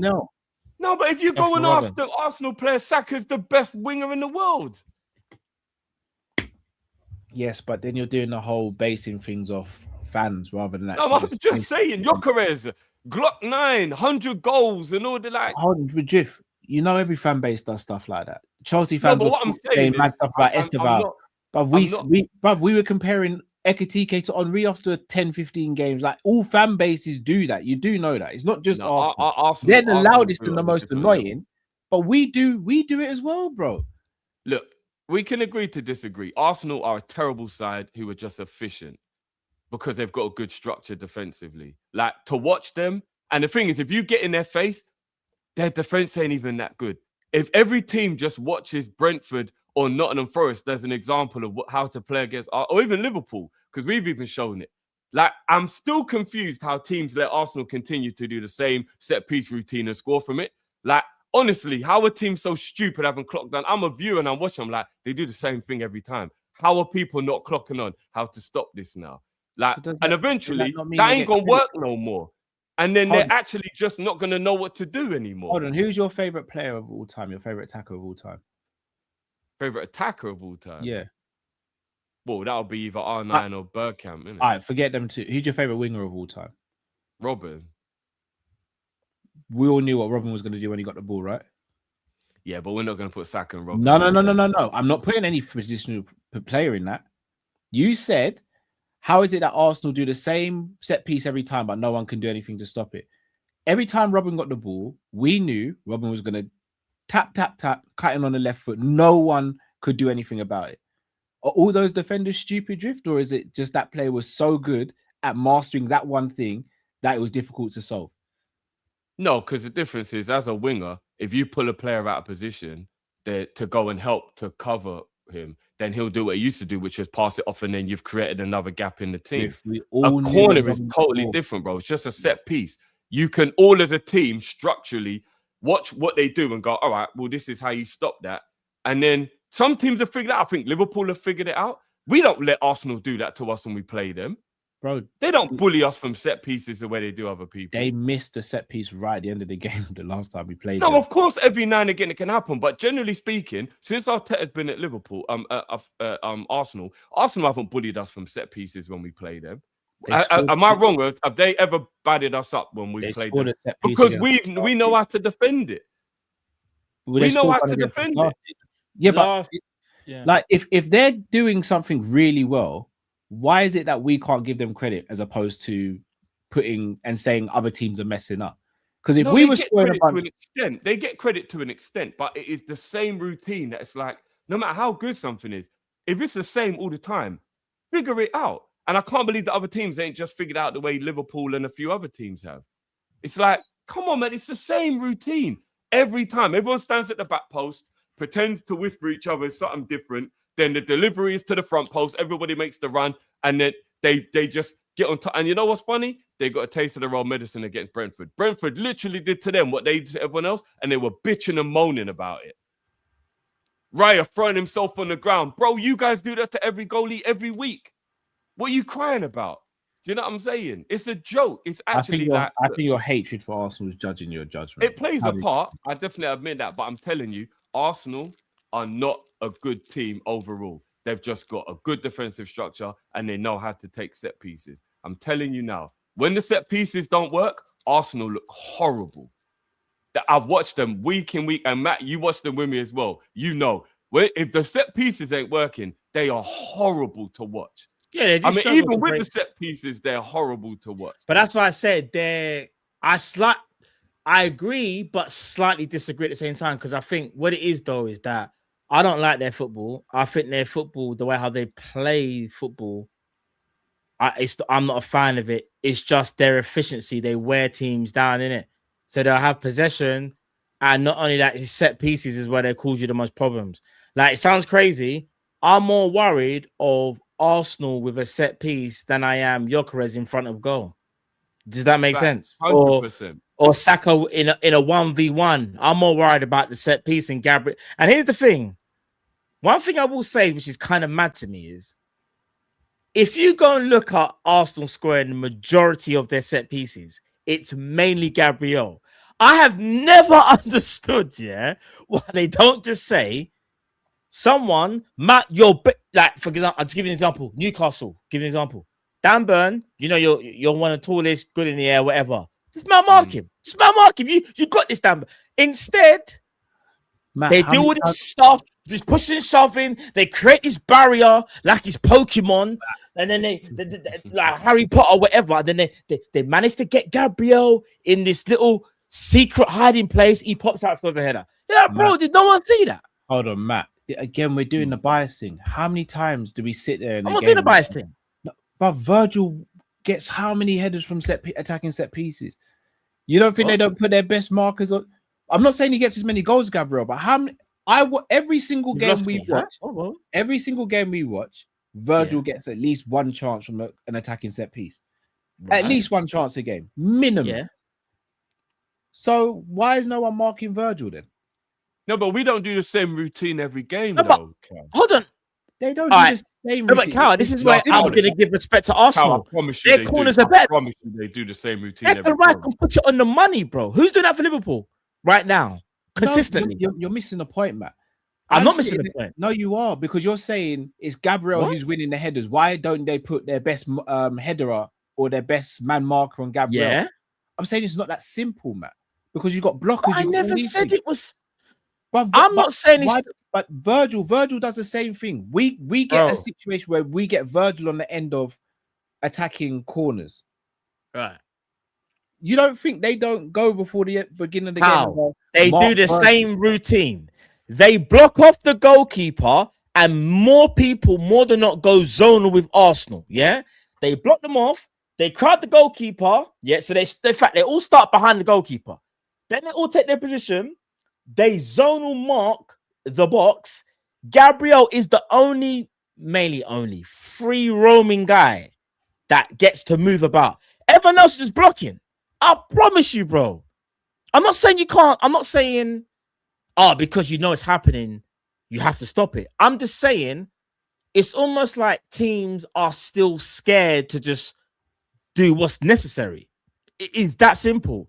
Because I'll be real. If I go check a chart right now, I will be shocked if more than, I don't know who scored the most in set pieces, Gabriel, but who's next?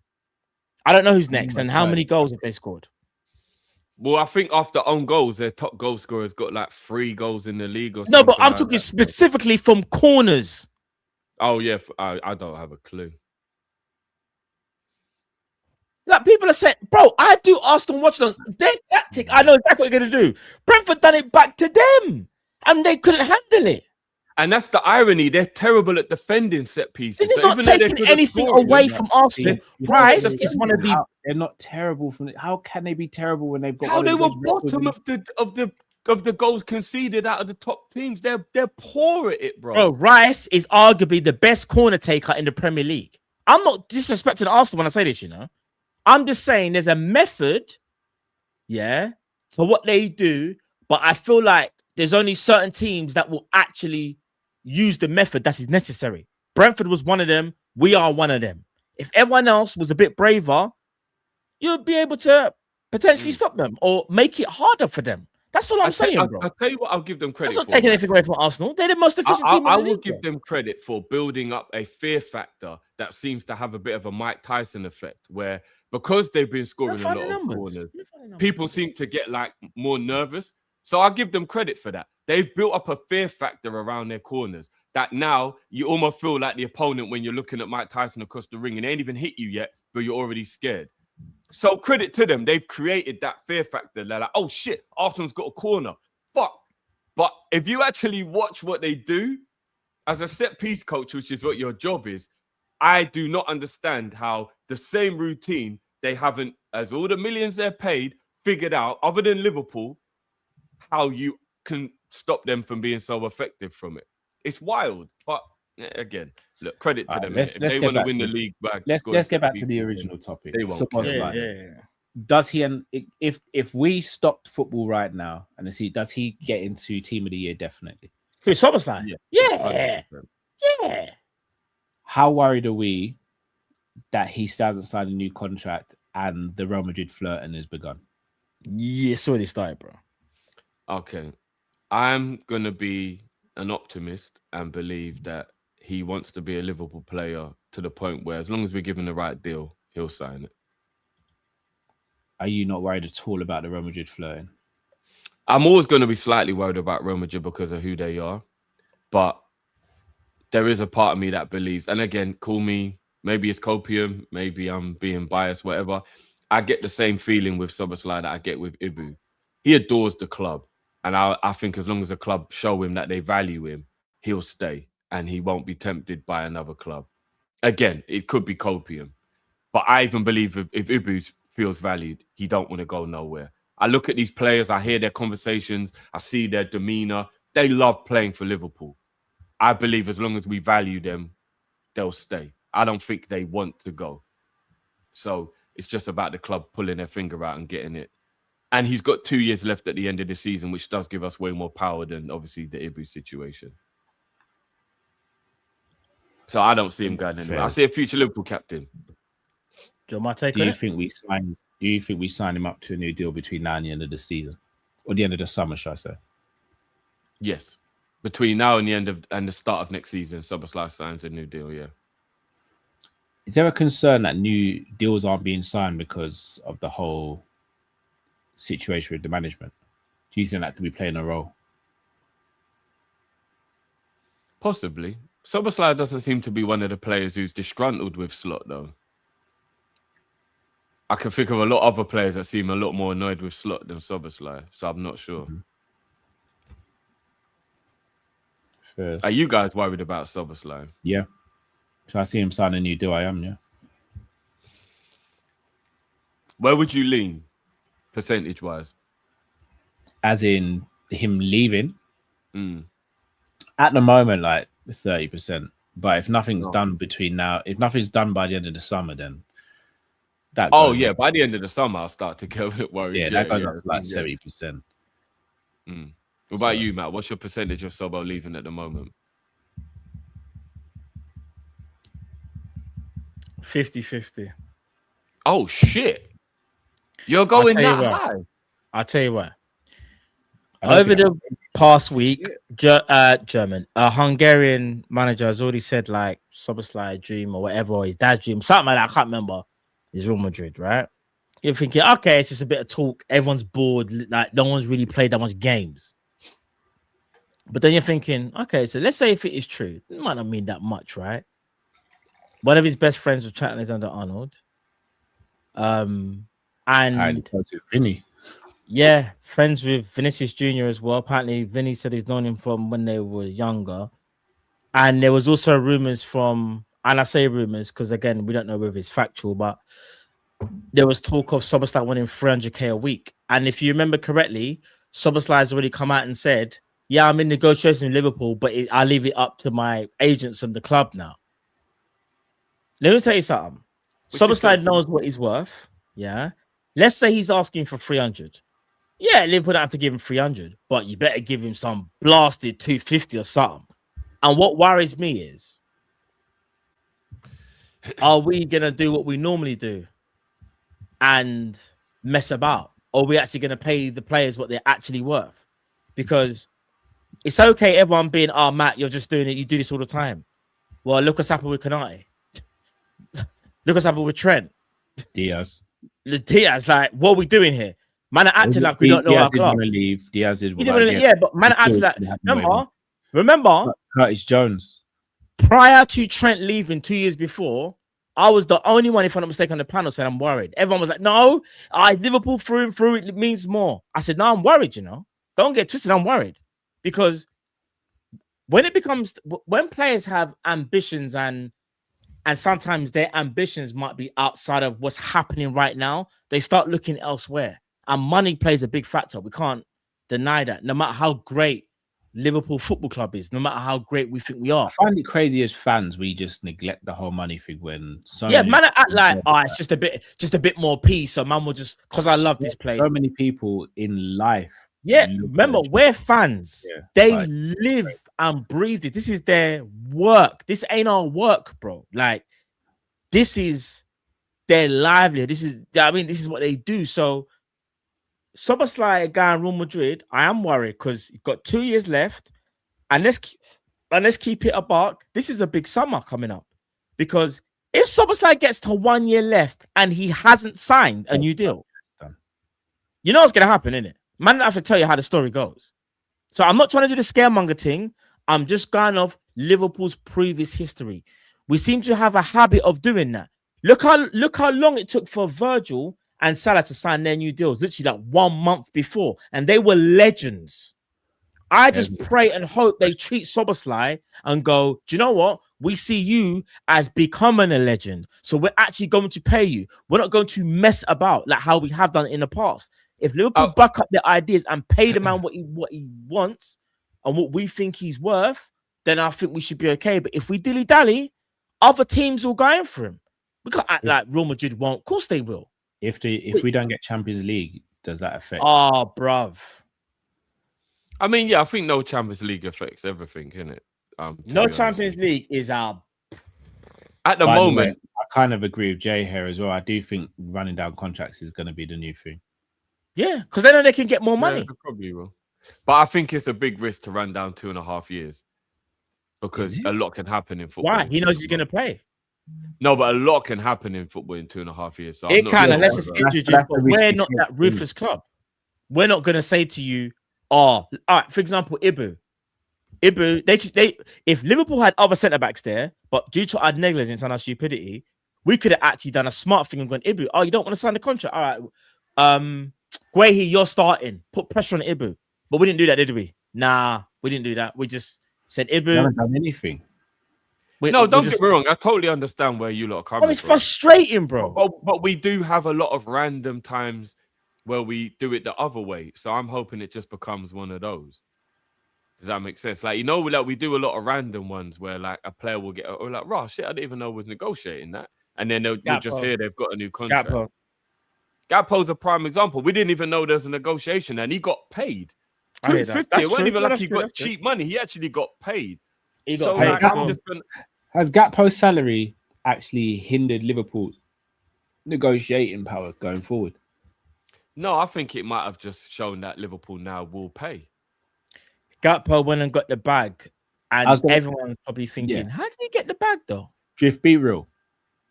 Again, no disrespect to the player. We watch the player, the players watch the player and play with him on a daily basis in training, right?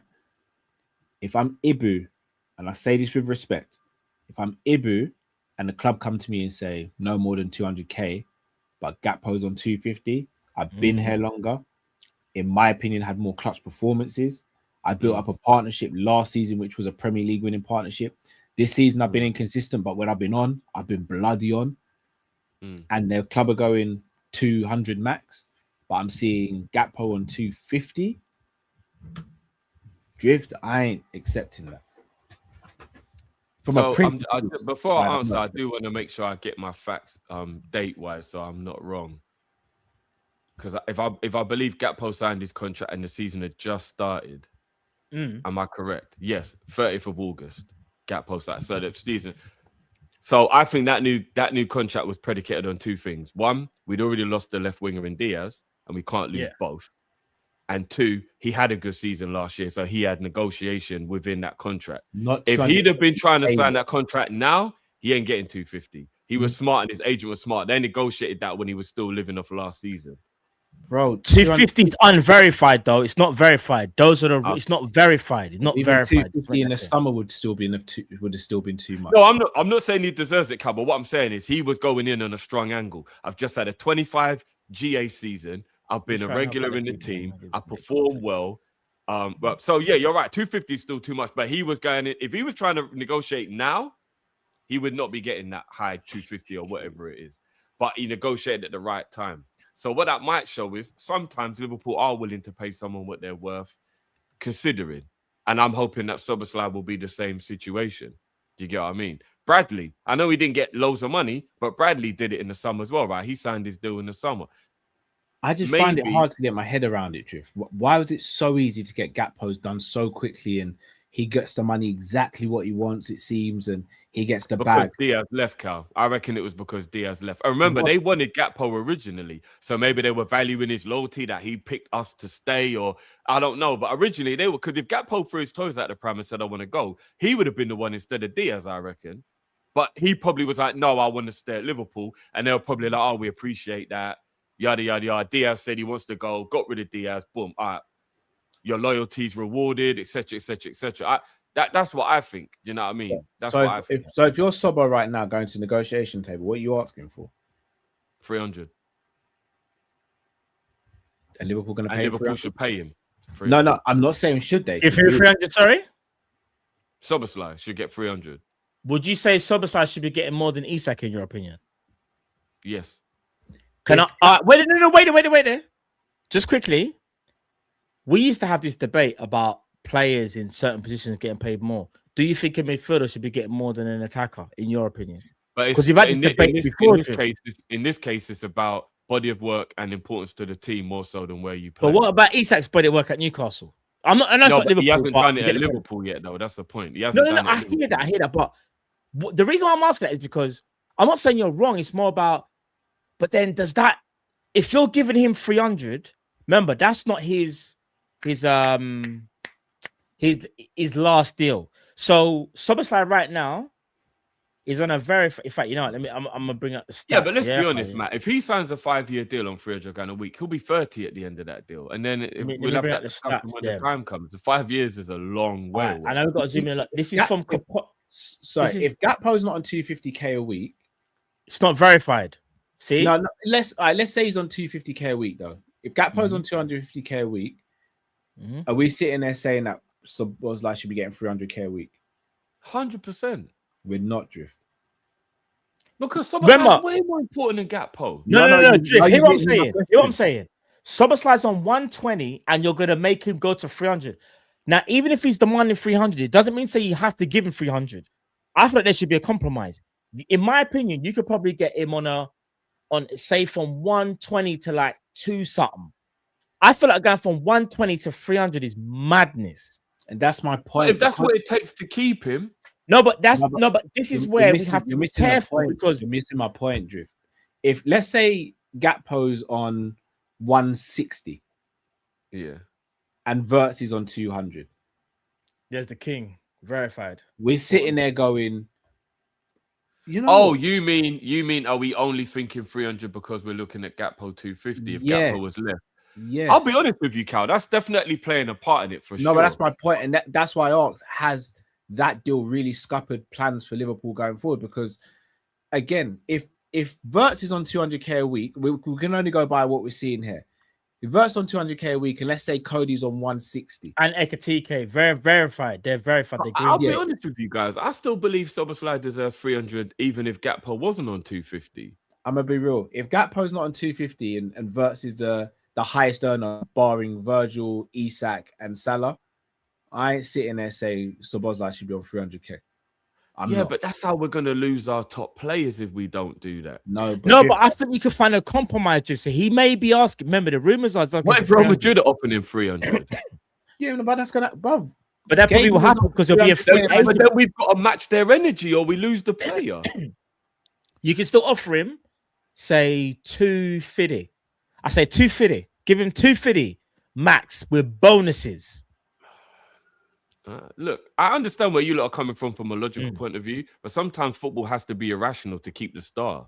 Agree. And I believe if that's what he wants, then even if his 300 is incentive. So say you give him a 220 basic, but he gets goal bonuses and all that kind of stuff, and then eventually he can make 300 with bonus, even if you do it that way. But if Real Madrid are offering him it, we've got to do what we've got to do to keep the player. Do you know what I mean? So unfortunately, that's the way the cookie crumbles right now, bro. If we lose Szoboszlai because of wages, I will crash out. I can't even lie. I will actually crash out. Here's my premise on it. If he's asking for 300, I think you can... Remember, that's just what he's asking for. Let me see, you can't compromise. I reckon 250 with bonuses should be enough to re-sign Szoboszlai. I do think 300, though, it's a bit mad.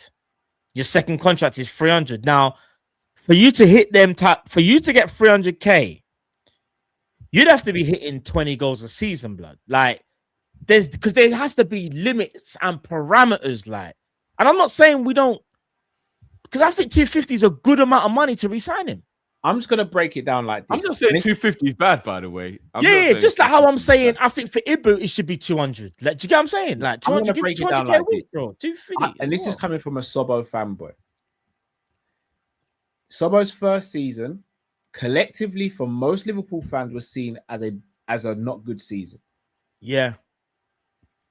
So much so, terrible. First season was terrible. All right, those are your words. I don't think it was terrible, but a lot of people believe. I just think he fell off. Yeah.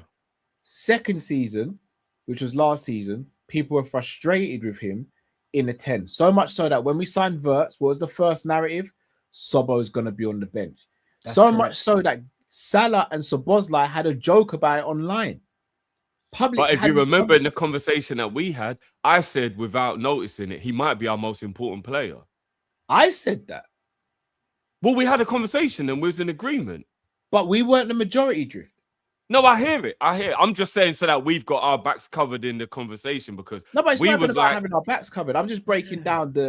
No. Listen, I'm not trying to do. I have to do VAR and that. Drift. I don't know if you was there. You said you wanted him fraud checked as well, though. You wanted fraud check on him. Season. I stand on that. His first season was terrible. No, but you were willing to give up on him and call him a fraud after 1 year. No. I didn't give up. You have to hold that, fam. You can't just now turn around and say, "Oh yeah, I was part of the crew." Come on, you have to be honest, fam. But you're talking about a whole year apart. There's a big difference between being on fraud watch and giving up. I never once said sell him. I never once said he's crap. Wait there. I got one. Absolutely terrible, and he's on fraud watch until he. Did you have a go at him for the pass? I stand on that. But for Nunes, did you crash out on Szoboszlai? Did you crash out? Everybody crashes out on people at moments in the season. Remember me and you, I was with you to a degree. I said he needs to have more responsibility, but he was crashing out, bro. I was annoyed he's better than what he's showing. 100%.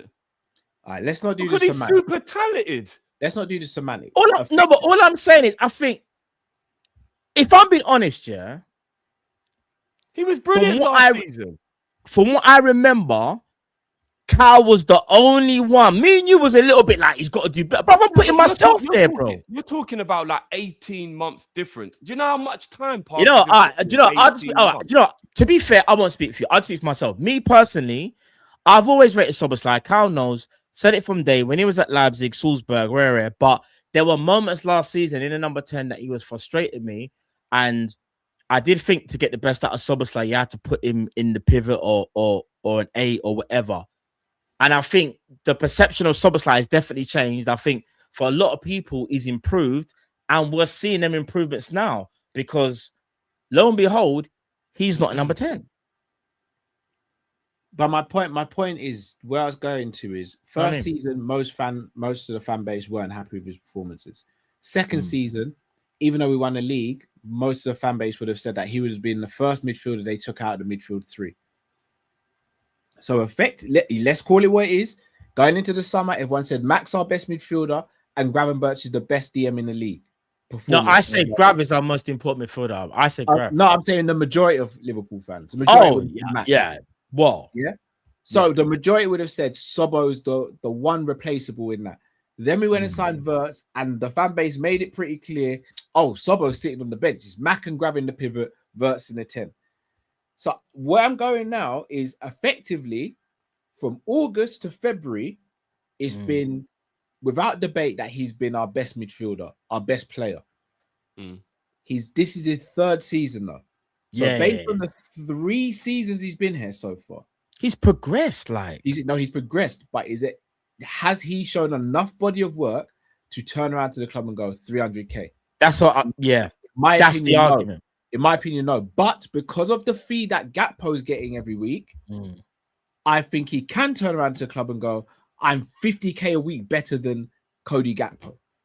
And that's why I think that particular wage. But that's where everything off. That's why, Drift, I'm surprised because even though I think the going market, even if he's asking for 300k, if we cave into 300k, we're in problems, in my opinion. But remember, my caveat was if Real Madrid are offering him it, you have to match what he's being offered. Otherwise, but then agents will just do the. But that's what they do, bro. That's how football ends up being the way it is. Yeah, so we have to not be a part of that. Then why did Modric pick Chelsea instead of Arsenal? But you know why we let Real Madrid get involved, Drift? Because we've allowed it to kind of. So you see, right now we're negotiating. This deal needs to be wrapped up by the end of the season. You see, once it goes into the World Cup. Remember, I know he's not at World Cup, but Liverpool will have priorities or whatever. They might try to do it, try sneakily talk about it, whatever. I reckon they're going to try to wrap it up in the summer. If they don't wrap up this deal in the summer, Liverpool fans, I'm not trying to do the thing, but me personally, I will be a little bit worried. Matt, do me a favor. Szoboszlai's not at the World Cup. You use that same website and look what Real Madrid's wages are like roughly quickly. Real Madrid, yeah. Right, I just want to get an idea of how much Real Madrid actually pay their players. Cool. That's gonna be dark, Drift. We might not have the facilities for that, big man. It might be dark. I don't even know if I want to see it. We change it to pounds so we get it better. There we go. Can you guys see that? Look how many players are over 200k, blood. Keep scrolling. Bob, it's dark. If we can't compete with them wages wise, we actually the only people that are unverified. But this is proving the point I'm making that they were offering 300 grand easy, so we have to. We have to. They're offering 300 grand easy. Look how much they pay. No, Drift. They won't. Do you know why? All right, I know Valverde is unverified, but Valverde is seen as one of the captains. He'll go in alongside of Valverde, Rodrigo. Yeah, but you think Valverde's next deal, he ain't going to get a pay increase? No. But I'm just saying, in my honest opinion, he'll go in with like Trent. I know Rodrigo's unverified, and so is Valverde. He'll be around that range. So even as asking for 300. Bro, wait a minute. Alaba's on 373. He's a free signing. He signed he was free. Bro, look at, if I'm not mistaken, Rudiger was free as well. That's probably why he's on 240. Just put this into context. Courtois on 250k a week and Alisson's on 150k a week. Yeah, we're doing a goalkeeper dirty. Bro. I'm telling you, we cannot. No. I'm not saying we can compete with them where we hand out these wages as regularly. But if we're going to keep a player they want, you have to give what they're willing to give. And they would pay him 300. If Sobo asks for 300k, Grav, he's going to be knocking, like, it's going to have a ripple effect. No, but we can't keep worrying about that, boys. No, we have to keep Salah and Virgil's new contract we actually have to keep worrying about that because we ain't got the facilities like Real Madrid. We haven't. No, but maybe not all players are going to do that. Maybe not all players will just start banging off the door going, where's my money? Where's my money? That is an assumption that we make, right? Oh, Jay just said those are post-tax wages, by the way. Yeah, put a fries. I said after tax. After? Jesus. Nah, that's crazy. Yeah, put a fries in the back. Matt, I beg you take it off the screen because it's making me... Yeah. We'll call it there. We can't compete. Yeah, no, it's making me question my life decisions as well. Boy, maybe I might look into the OnlyFans team. Humbling. Do we keep Szoboszlai, people? Yes or no? And where do you rank him in terms of personnel this season? Right, on to the last topic before we round things off, guys. FA Cup 5th round draw has happened. As you will see on the screen right now, people. Fulham versus Southampton. One of Port Vale or Bristol City versus Sunderland. Newcastle versus Man City, which is probably the tie of the round. Leeds United versus Norwich City. Mansfield Town versus Arsenal. Wolverhampton Wanderers play us. Wrexham versus Chelsea, and West Ham versus either Macclesfield or Brentford. Firstly, boys, how do you feel about getting Wolverhampton Wanderers away in the FA Cup 5th round? I mean, it's another. I would have bet. No, go on, bro. Prem team. Yeah, I would have absolutely bet my life it's another Prem team. Yeah. Every round we just seem to be having to play Premier League games. Bro. I mean, even if it is one of the weaker teams, which is probably what you're going to say, Cal. So to cut you, not one of yeah, but I'm seeing Huddersfield and all them other teams. You know what I mean? Like Macclesfield is still in there, and yeah, I mean Newcastle drew Man City. It could have been worse, guys. Yeah, I know, but obviously they had a really easy round with Salford. Like flipping Chelsea got Hull, and now they've got bloody who they got again? Put it up against Cal. Who's Chelsea got again? Chelsea got Wrexham. Fucking hell, Hull and Wrexham. Arsenal got Wigan and Mansfield, and we've got bloody Brighton and we just keep getting Premier League teams, man. For fuck's sake. You know what I mean? Like, Jesus. I know it's better than getting a Fulham, for example. I'll be a lot more annoyed if we got Fulham because they're better than Wolves. But, like, why has it still got to be a Premier League team, innit? Didn't we used to play Wrexham as, like, the first game of the season? Pre-season, you mean? Yeah. No, I think it was sometimes Wrexham. It was Wrexham, I swear. No, always them, man. Tranmere. Even on Football Manager, bro, it's always Wrexham. Tranmere. Yeah, Tranmere. Oh, remember, Tranmere is from Liverpool. Is in Liverpool. Oh, for fuck's sake. What did you say? It's the real life. Matt just coupling all these teams in the same bracket. I genuinely thought it was Wrexham. It might not even be Wrexham. It might even be. It was Tranmere. There's a few of them. There's Crew. There's Tranmere. Oh, bro. You're just putting them all in the. You're just putting them all in the one bracket. You know it's dark. I'm not one of them though. From now to the end of the show, you know it's dark for you again now. Innit? No, but was Wrexham one of them or just no? It's never one of them, man. It's never. Do you know what? I have to do this then. Just kind of save myself. I have to do the like immoral thing. Matt, are you just a club? Them man are all the same. Wrexham, Tranmere, all of them, man, all the same thing. Club racism, I rate it. Yeah, I have to do that, bro.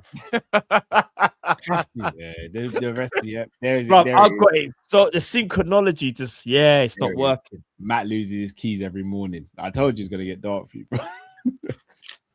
Synchronology tag is crazy. Oh man, I really thought in my mind, man said, yeah, Wrexham. It's not even Wrexham, bro. You know, I was actually, someone said it. Yeah, someone's going mad. Whoever said Wrexham in Scotland's going mad. It's Tranmere. It's Tranmere who we normally play. Yeah, that's what we just said. That's what we said. But my mind said Wrexham. Said you forget where you parked your car and walk home, you know, mad. That's good. I'm gonna ask if Robbie Keane's playing this weekend. You know, Nedved's retired, Matt. Yeah. I was gonna say something then, but I thought because let me know. Pavel. I had a howler. I don't even think that was that bad of a howler, but you know what the trap's like. It's because of what happened the last time. That's why they're getting on to you now. Yeah. Next you're gonna say Wolverine owns Wrexham because of the whole thing. Yeah, it's dark, man. It's dark. It's dark. Do you know what? I was gonna say something to the chat, but let me not. But yeah, I'm annoyed we've got a Premier League team, but obviously we should get the job done. Yeah, same. I'm annoyed as well. How do you feel about our chances in this trophy, guys? I think they're high. Is the manager still gonna stay? Yeah. You know that already. I would give us a 70% chance of winning the FA Cup. 70. That high? Yeah. 70 is high. I wouldn't say 70. I'll go. I have a feeling we're leaving with something. I'll go 55%. 55. I have a feeling we're leaving with something. 55. I just do. So, I'm not gonna lie. FA Cup is bare intensity. It's something that we lack. Yeah, no, I hear it. And one thing that gives me a little bit of that extra kind of like good feeling is I think Man City and Arsenal will go far in this tournament as well, and they're gonna have a lot going on in them later months in like scheduling and what they're trying to fight for. And I'll be honest with you, let's keep it a buck. If we get a Man City and Arsenal in like a quarterfinal or a semi-final with the FA Cup, and they're still very much neck and neck in the Premier League with Champions League ambitions as well, they're going to have to think about rotation way more than we do. Do you get what I mean? Way more than we do, because they have to think about things on a much higher level of like, we've been there. We've been doing it regular. We know what it's like when you got that away game against a really tricky Fulham or something, and you can't downplay it, and you can't just go rest 4 players for that game. You know what I mean? Like we've been there. We know. So if we get an Arsenal or City, they may have to put out a slightly weaker team than what they normally would. And that will help, with us as well. So who knows? We'll see. But I think we're leaving with something. I think we're leaving with something this season, whether it be the FA Cup or the Champions League. I just have a feeling we've still got something left in this team in terms of like winning a trophy. Getting a few players back from injury. Isak, hopefully by April, could be back to give a little relief to Ekitike. Yeah, you know what I mean? I'm just trying to keep my spirits up. So I hear it. First. We got a chance.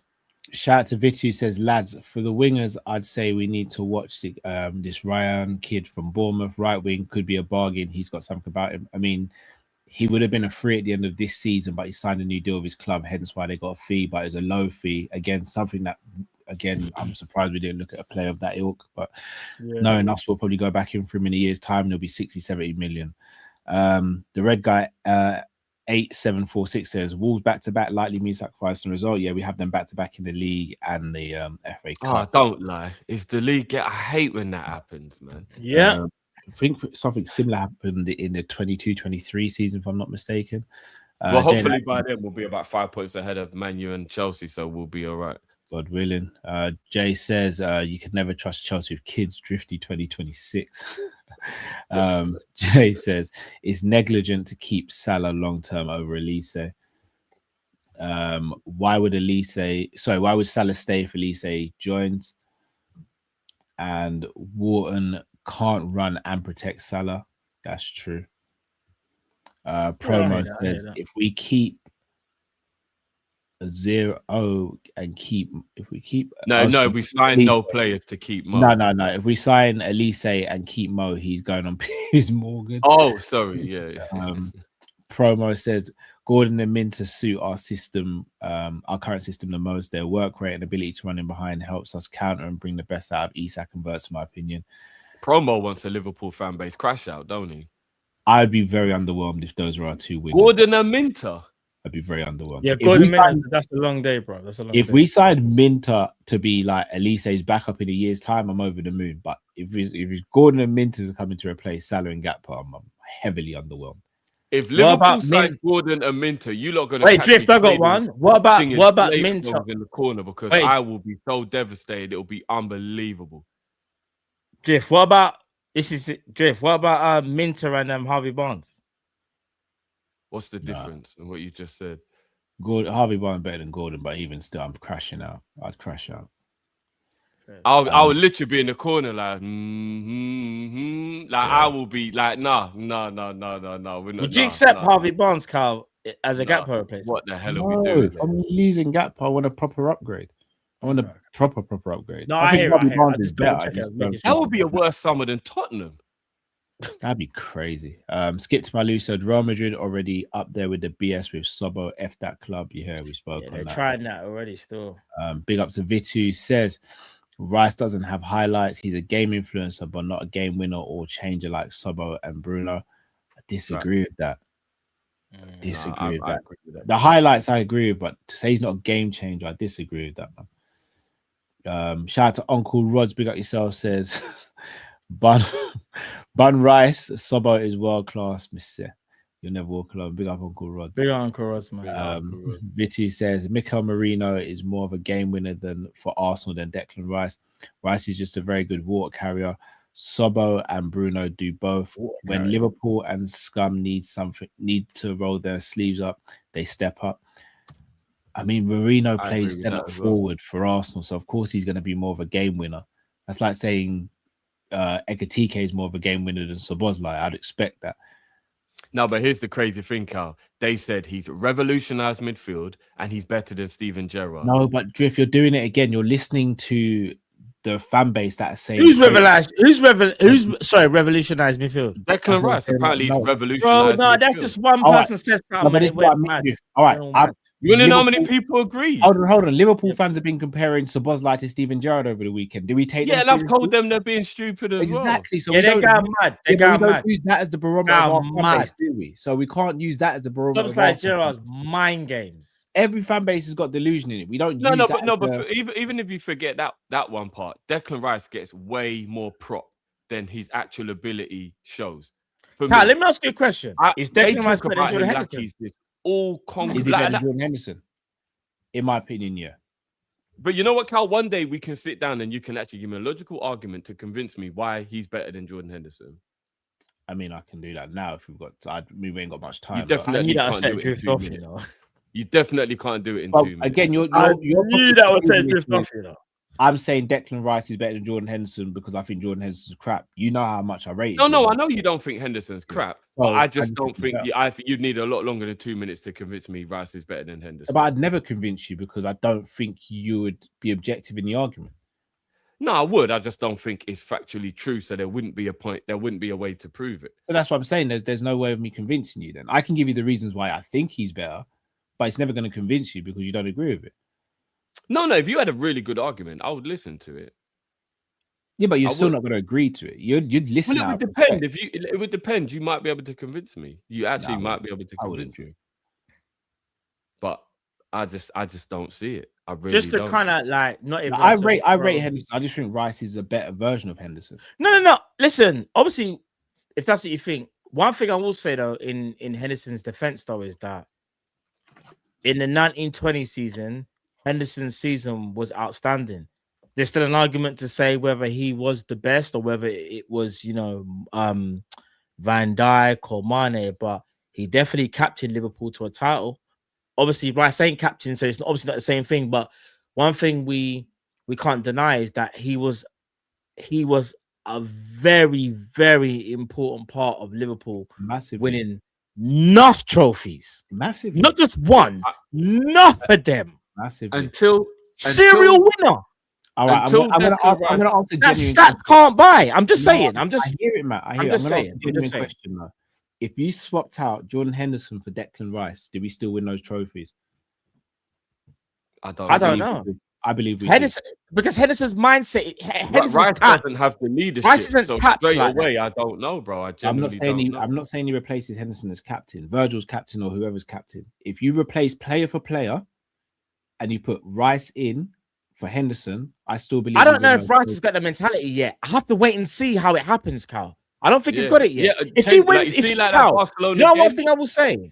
I don't know, bro. I really don't know. I can be objective. If Rice wins a Prem and then Arsenal go on to win more things and he's a mainstay in what they're doing, I'll revisit this debate. But right now, I don't know if Arsenal will play in a team as good as that Liverpool team.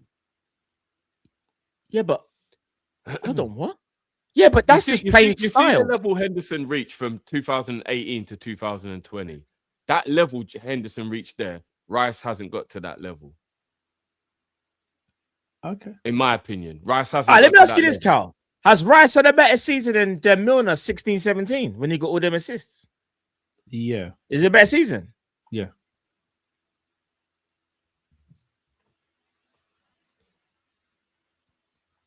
Milner wasn't even a guaranteed starter that season, and most of his assists came in the Champions League as well.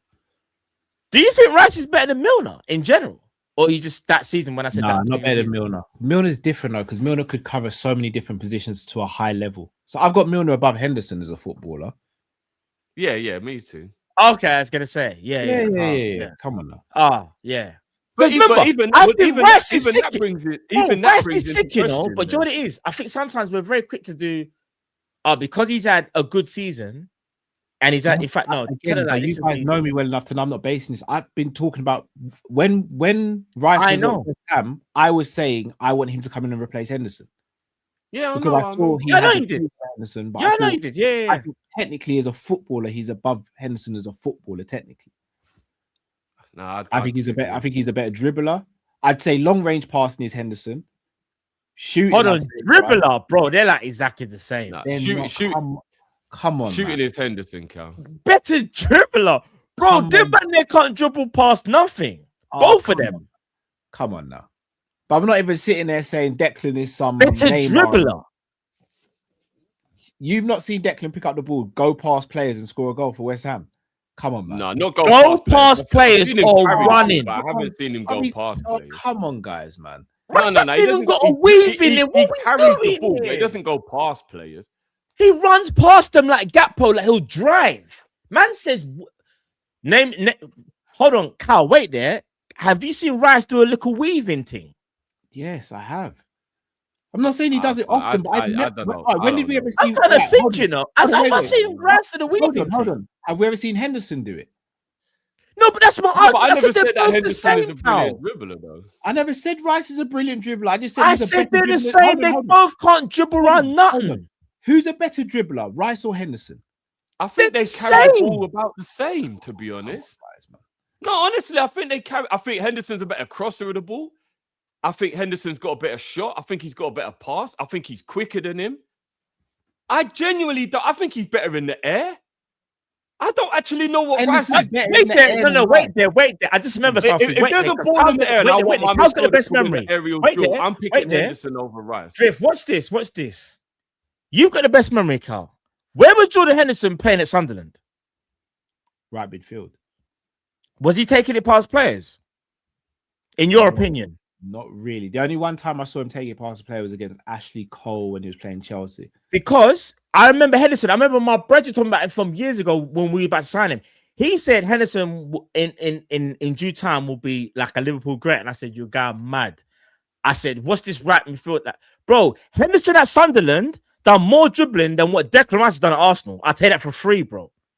Okay. We'll agree to disagree. We'll agree to disagree because I see where this is going. It's not going nowhere. No, this is what it's not going anywhere. I'm just saying, would you say after seeing Henderson at Sunderland? Because remember, you said dribble. Henderson was dribbling at not when I say dribbling, we're talking like a Beckham kind of thing, innit? It's not really. No, but he could get past a player more so than Declan, bro. I disagree. And see, like something like this, yeah. Not even to draw you up, but a crosser. Rice drops mint free kicks. A dead ball and a cross is two totally different things. If you play football, I'm not even saying you haven't played, but if you play football, crossing a ball while you're running in movement is totally different to a set piece where it's just a dead ball and you're crossing it. They're two totally different things. Maybe Declan's got a better free kick in that regard than Henderson. When we're talking about a moving ball, Henderson is better crosser than Rice. I'm not even going to entertain that conversation. Cross from a moving ball, though. That's not his thing. That was Henderson. Exactly. So that's why I'm saying Henderson is better than him at it. Sorry, hold on. Let's not rewrite. Hold on. You know where I'm going now, Matt. Let's not rewrite history. Where am I going, Matt? I know where you're going. Where am I going? Tell the people I'm going, Matt. Let's not rewrite history now. I know what you're going to say. I'm not saying it. No, I'm not saying. No, I know what you're going to say. I'll put it in the private chat to see if I'm right. Hold on, wait. What's the biggest frustration people had with Henderson? Getting the ball and trying to cross it to the back post. Yeah, it's the first time. Come on, guys. Let's not rewrite history. That was just because we hated that we was kind of giving away possession. It's in the ball. He does that one. But that doesn't mean that we haven't seen it was good. He used to spam it. When Henderson used to do that triangle overlap with Salah and get the ball, he didn't used to put great crosses in the box. He didn't put great crosses in often. He didn't have to because Trent was there, bro. What are we doing? But whenever he did it, he was still good at it, though. Come on, Bobby barely did it, bro. He didn't have to. That wasn't his role. Come on, let's not rewrite history, bro. We can give. It's not rewriting history because you know I've always rated Henderson's. I'm not rewriting any. No, but we are rewriting what he was doing as a footballer. We definitely are. His capabilities to cross the ball. No, I'm just giving you overall statistics. Henderson was better at passing, crossing. That's not statistics. Shooting. That's an opinion.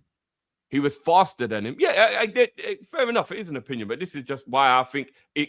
I don't even know how he even gets to be in a conversation with all these other players they're putting him with when he isn't even better than Milner and Henderson. No, again, I think Milner's a superior footballer. As a centre midfielder, I'm taking Rice as centre midfielder over Milner. But as a footballer, Milner's clear of most of these players. But come on, like, let's not act like we weren't frustrated when Henderson would get the ball and just hoof it to the back post. But we used to get frustrated with Trent doing that, Cal. It wasn't the fact he wasn't good at it. It was why do we keep repeating it? Trent had. We used to say crossing in Salah, giving it to. Really in, guys. Let's really in. We're gonna go mad. We need to have a. We need to have a debate. Let's save this for a debate. No, not the crossing, Cal. But we used to say the same thing about a lot of Liverpool players. Why are we spamming? Why is it crossing in Salah? Stop doing that. Put more thought in it. Stop rushing it. It wasn't that Henderson wasn't good at it. It was we didn't like that. That was the game plan. That's what we're annoyed about. Not whether he was good at doing it or not. Trent's the best crosser in the Premier League. But we still hate it when he's just spamming it all the time. Do you know what I mean? Like, anyway. We'll save it for a debate. 100%. Who's better, Salah or Robin? For me, Salah's better. Statistically, it's Salah, but Robin was a better footballer. Based on? Just like overall technique. Which is? Shooting, dribbling, crossing. What a winger, whatever you want out of your winger. Salah better in the air. Salah's better at goal scoring. Salah's more creative. Salah's better at link-up play. Salah isn't more creative than Robin. No, I don't agree with that. We are joking, surely. No, I don't agree with that. Robin wasn't creative at all. What? Raw. Okay. Robin We're was gonna not get great. into this bag again, aren't we? No, I'm not even. I think Robin was more naturally gifted. Ribery was the creative one, not Robin. No, but it isn't just about Bayern Munich. Robin played for Real Madrid, Chelsea, Holland. We're not just going to talk about Bayern Munich. I think Salah has better productivity. Salah has way more productivity, though. Way more creative. Salah's a creative machine, though, isn't it? For sure. 100% is out. Robin more clinical, though. Robin more clinical. Probably say more clinical, maybe. What? Maybe, yeah. Robin used to miss one-on-ones and stuff. What? Are we really doing the nostalgia thing, guys? No, Carl, I know what you're trying to do. I know what you're trying to do. I'm not going to disrespect Salah. I'm just saying. It winds me up. The nostalgia thing really winds me up sometimes. Even nostalgia. Bruv, we're acting like Robin never missed chances. Like, I never said Robin missed chances. Never missed chances. I said he might be more clinical than Salah, though. How's that a bad take? He's never more clinical than Salah. The numbers are right there. What are we doing? Yeah, but numbers and volume. Come on, bro. Are you forgetting who Robin is? I'm not. Are we forgetting who Salah is?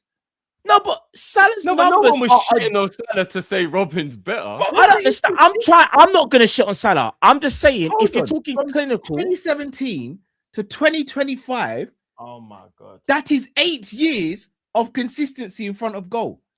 What? Yeah, that's what I said. Numbers wise, you can't talk to Salah. That's what I said.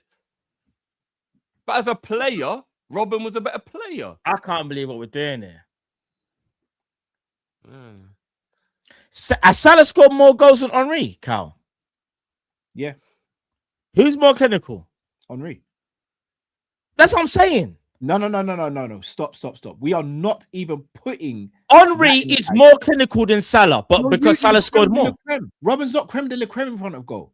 I never said that, but don't do the numbers. You can't do the numbers thing, bro. You always do that. No, you can't do the numbers thing.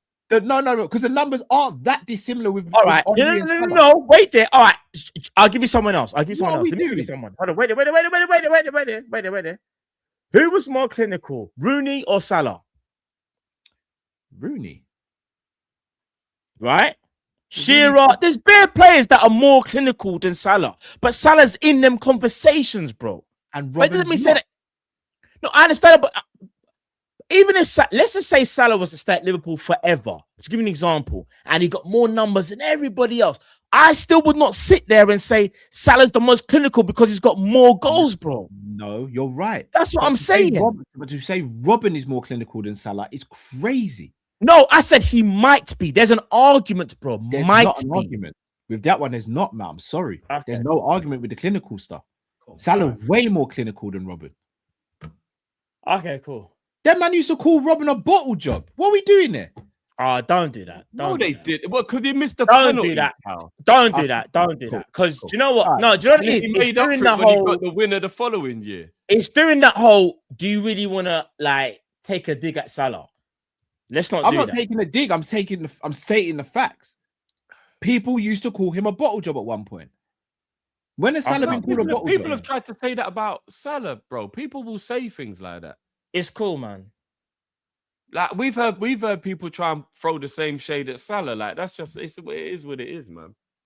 All I say is there's an argument like 1-on-1 in front of goal. Like there's an argument like in front of Robin. Goal. Robin. I'll argue some of the other stuff, but not the clinical. Iron Robin scored 144 goals in 309 appearances for Bayern Munich. And remember, them days there wasn't like the wingers. Obviously, that era they're obviously supposed to get goals, but it was more still about your centre forward, isn't it? I think that's probably maybe where the era where it started. They started to become wing forwards, isn't it? But bro, people don't understand. Robin was a joke. Never said he wasn't, but Salah's more of a joke. And doing no. Volume, clinical in the hardest league in the world. I'm just saying clinical. That's what I'm saying. Clinical. I'm not gonna have that conversation anyway. Makama, Arsenal's defense is elite. Even Cow's defending them. I'm not defending them. I'm just saying if we're gonna have a conversation, you have to be objective. You can't just use one side of an argument. It has to be both sides. Jay says, "What flirt in his national team coach said it regarding Szoboszlai and Real Madrid." Casey says, "Hot take: Sobo's free kicks are better than Stevie's." Okay, cool. AJ knows ball. Glad Kyle didn't go to Cody for the cup. Hashtag Barber. Jay says Minter too chopped to play for LFC. I don't think we'll go for Minter, to be honest. S-Jot says, Dear Monday, saying it was always his dream to play one of Klopp's teams, brother. The only team you saw Klopp manage was us. I know he wants to say a lot, but can't. Yeah, he kind of retracted some of his comments that he didn't. He mention us? Yeah, but then yesterday he came out basically saying he meant to say it was his dad's dream. My dream is to play for RB Leipzig right now. He had to do what he had to do. Yeah. Yet to save face. Yet to save face. He did. Rice or Tonali, if they swap, would you notice? I believe you would notice, but I rate Tonali highly as well. Tonali's another player who's better than Rice.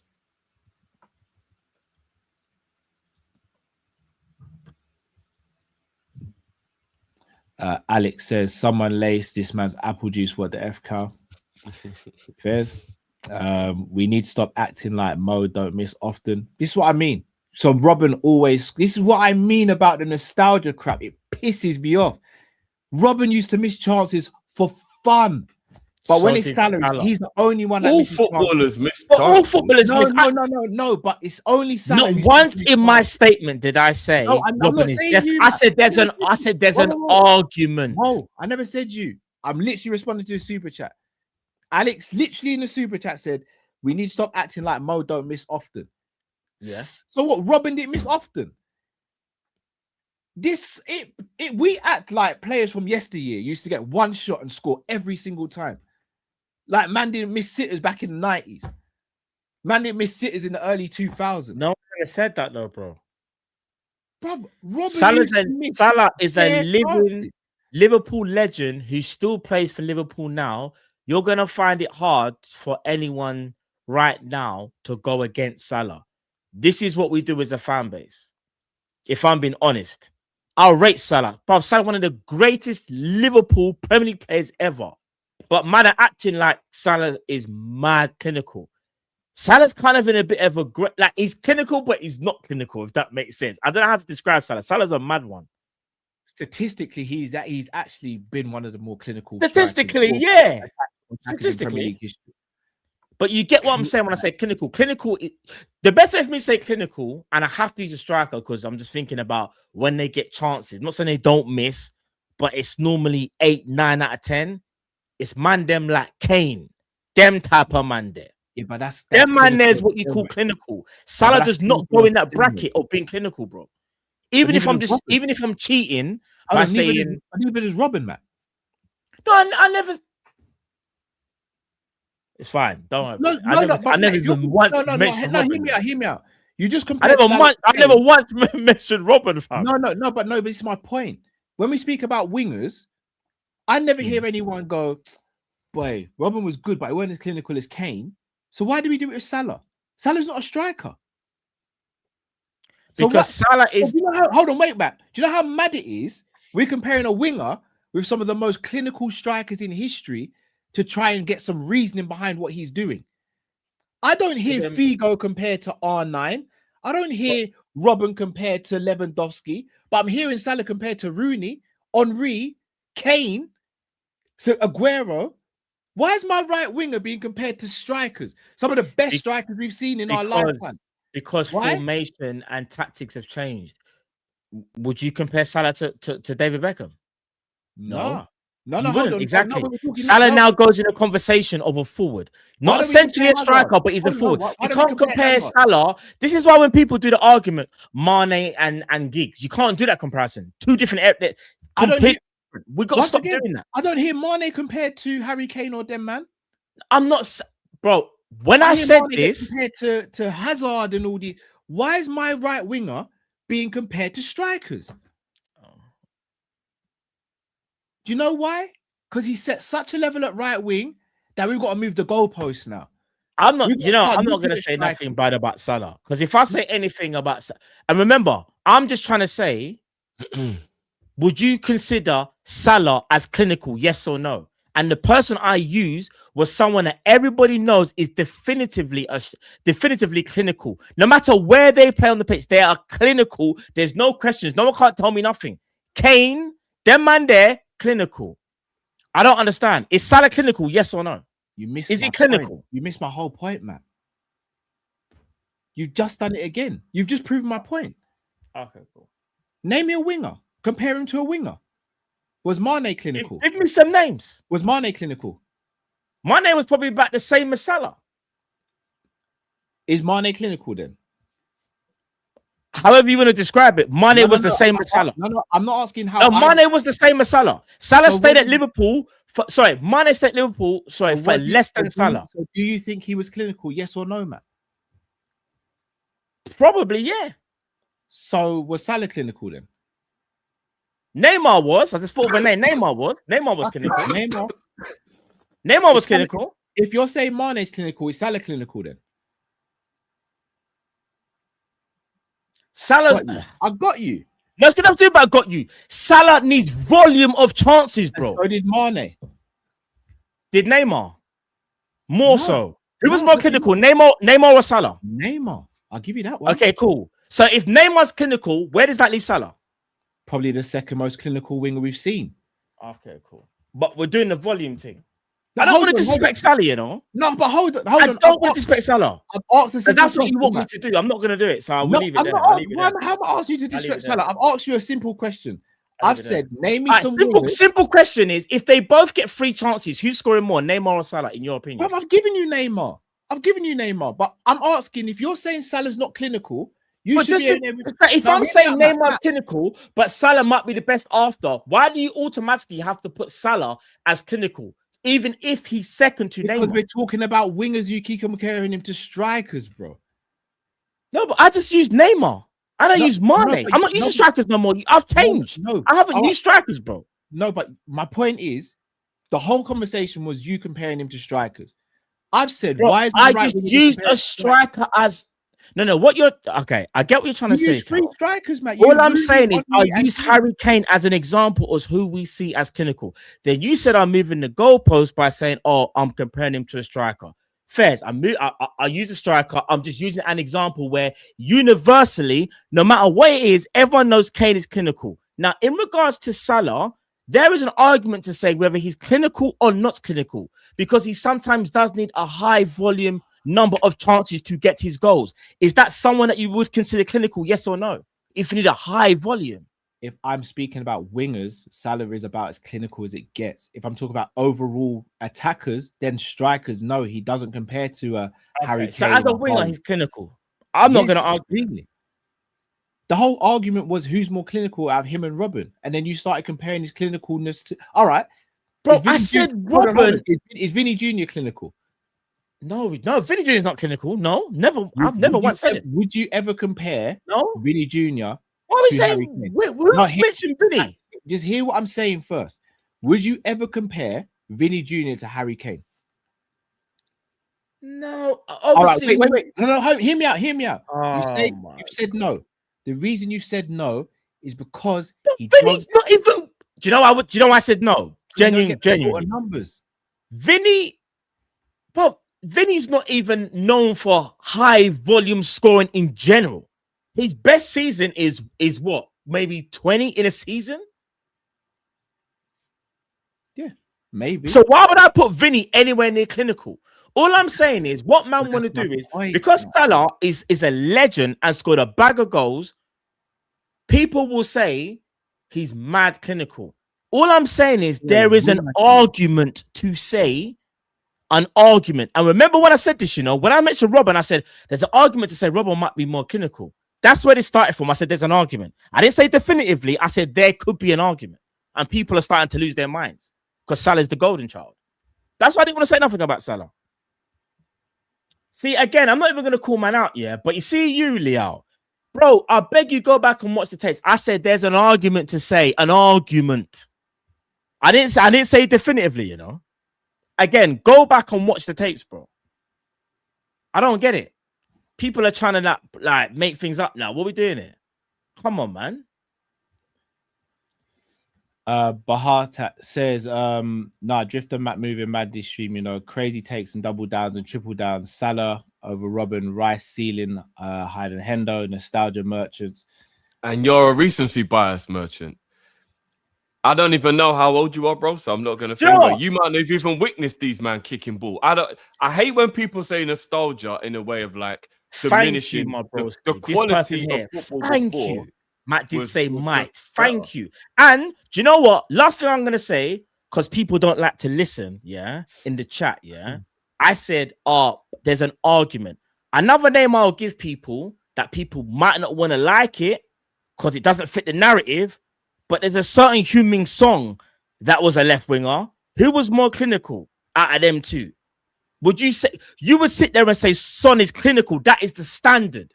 That's the standard of what you call clinical. Are you really gonna sit there and say Salah is as clinical as Son? There's an argument, isn't there?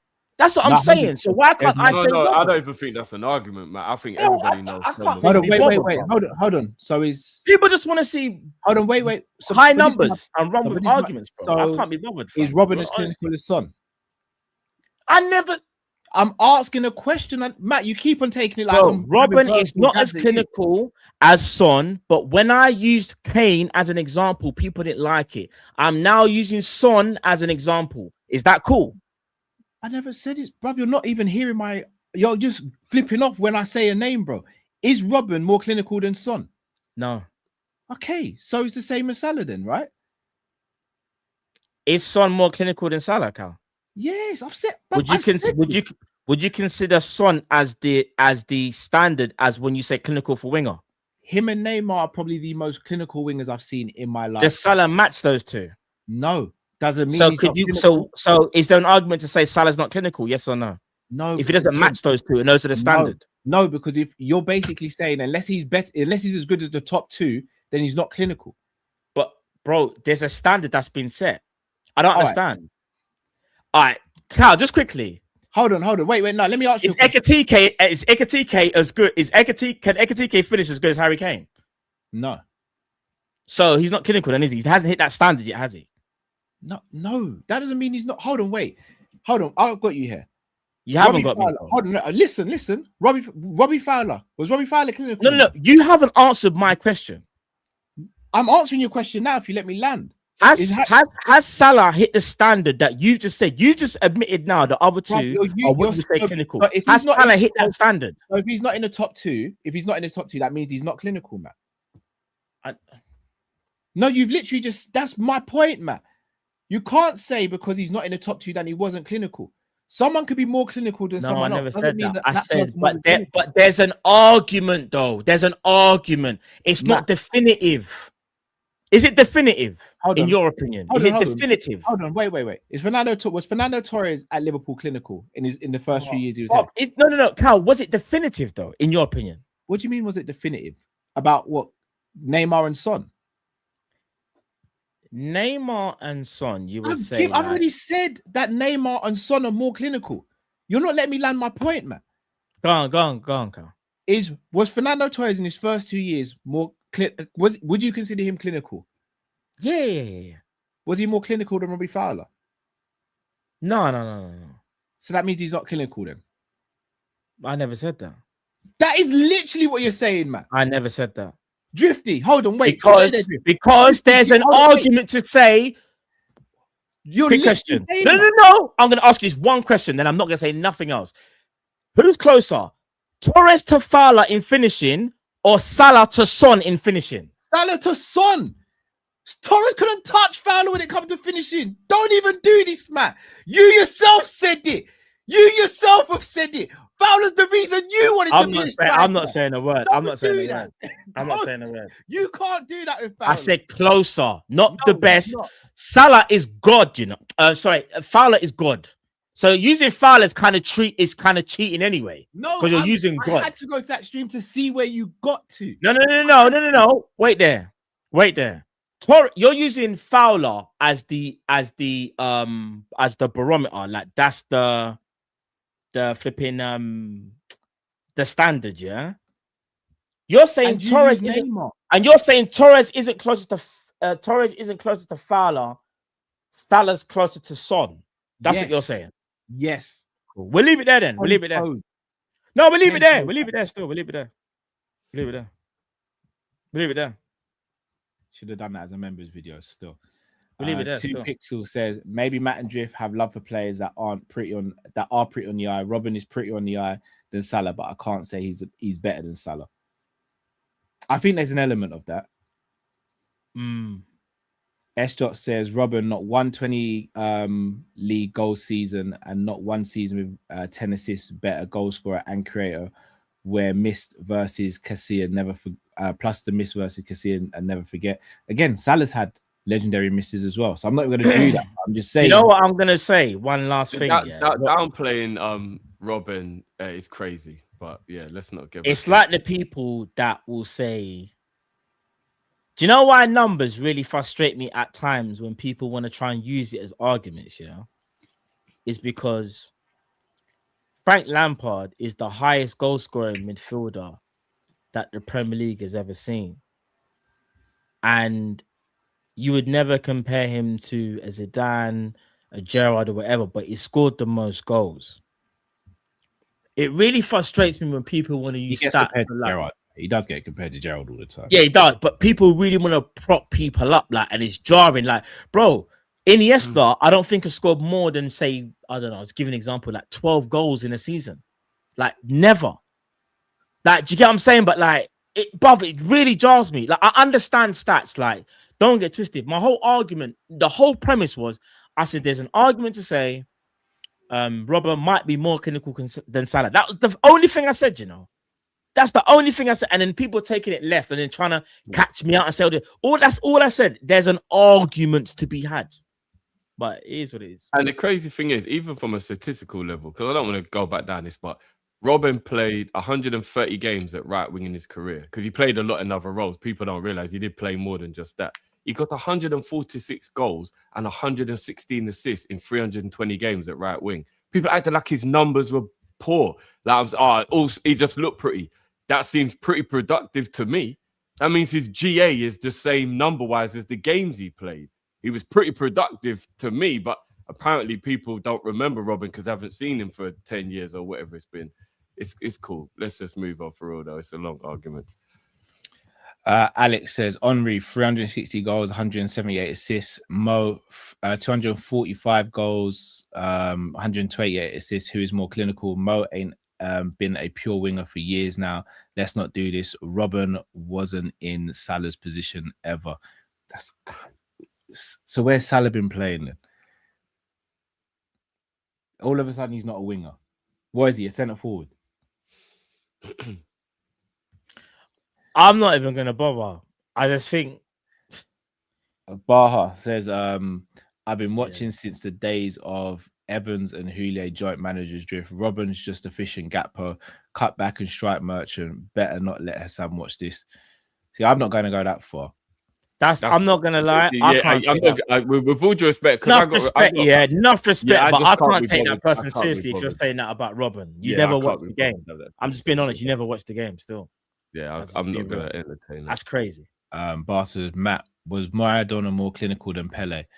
Man, going back to FIFA Legend set, and Cal gave you the agree to disagree option, and man didn't cash in. Yeah, but we both went back and forth on it.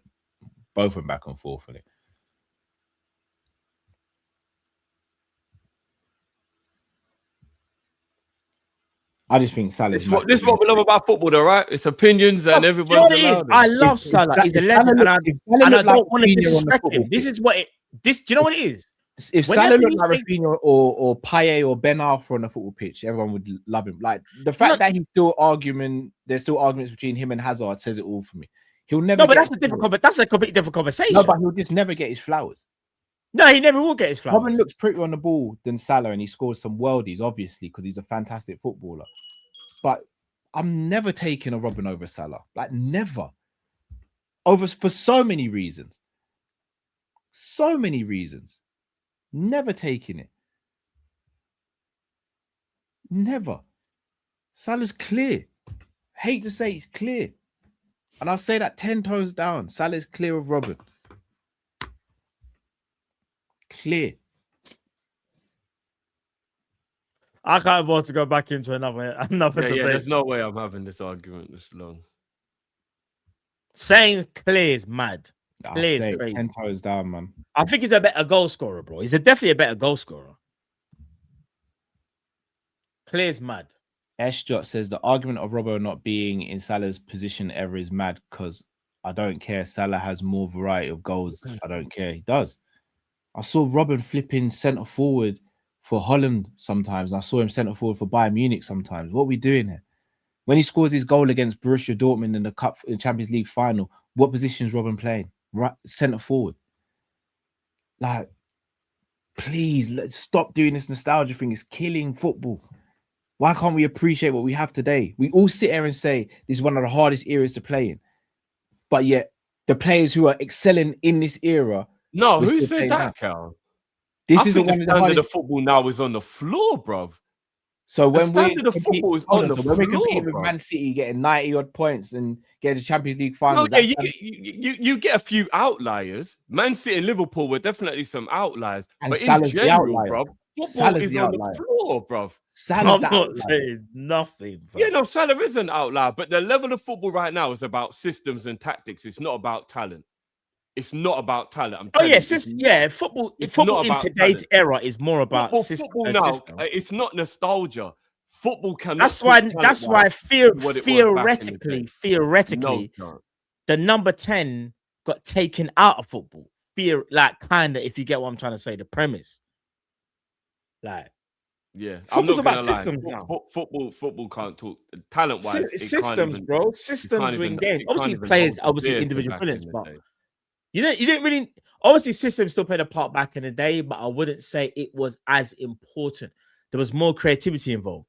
That's why players with creativity don't really make it as much in today's game. You'll see more number 6s in world football than you'll see number 10s. 100%. Because nowadays it's harder to shine as a number 10 because it's more athletic. It's not about football. Football's gone in an athletic way, bro. It's got nothing to do. Football ability. But the system's also there to stifle the opposition. I understand that. But what I'm saying is, though, the game's become about more athleticism than it is football. Like, I know I'm not trying to do the thing. I'm just saying, if you watched it, like, from back then, you don't get players like Amars, Rakobas. They don't make Zidanes anymore. Like, they just don't. Like, this is not disrespect. Man, have to watch Elliot Anderson and Conor Gallagher's now. This is what you have to deal with. We had those players back in the day as well. We act like we never had any Conor. I never said it happened, but you can't, bro. If I go through number 10s, I'll go mad. No, I hear Kaka, Rui Costa, Amar, flipping what's my man's name? Oh my days, was it Muller from flipping Bayern? What is it, Muller? Muller was playing up until a couple of years ago. No, not Muller. No, it's not that Muller. There's another, not that Muller. The striker market is the easiest way to look at it. But there's bare number 10s. Like Totti, they don't make them no more, bro. People need to understand. There were players back in the day that weren't even really looked at that highly, like a Diego Tristan, who if he's playing now would be $100 million. Like Del Piero, they don't make them no more. They don't make players like they used to. I'm telling you, if them players are gone, you want to know why? He would be because football has moved on, just like how life does, and football has become more about athleticism. You will find more Conor Gallagher's than you will find whatever Zidane's. It's just the game's changed now, bro. We will never get those players back because football won't allow it. It's too systemized now. 100. Yeah, the fans are probably guilty of it as well. I remember Pogba being in this country and people tore him down.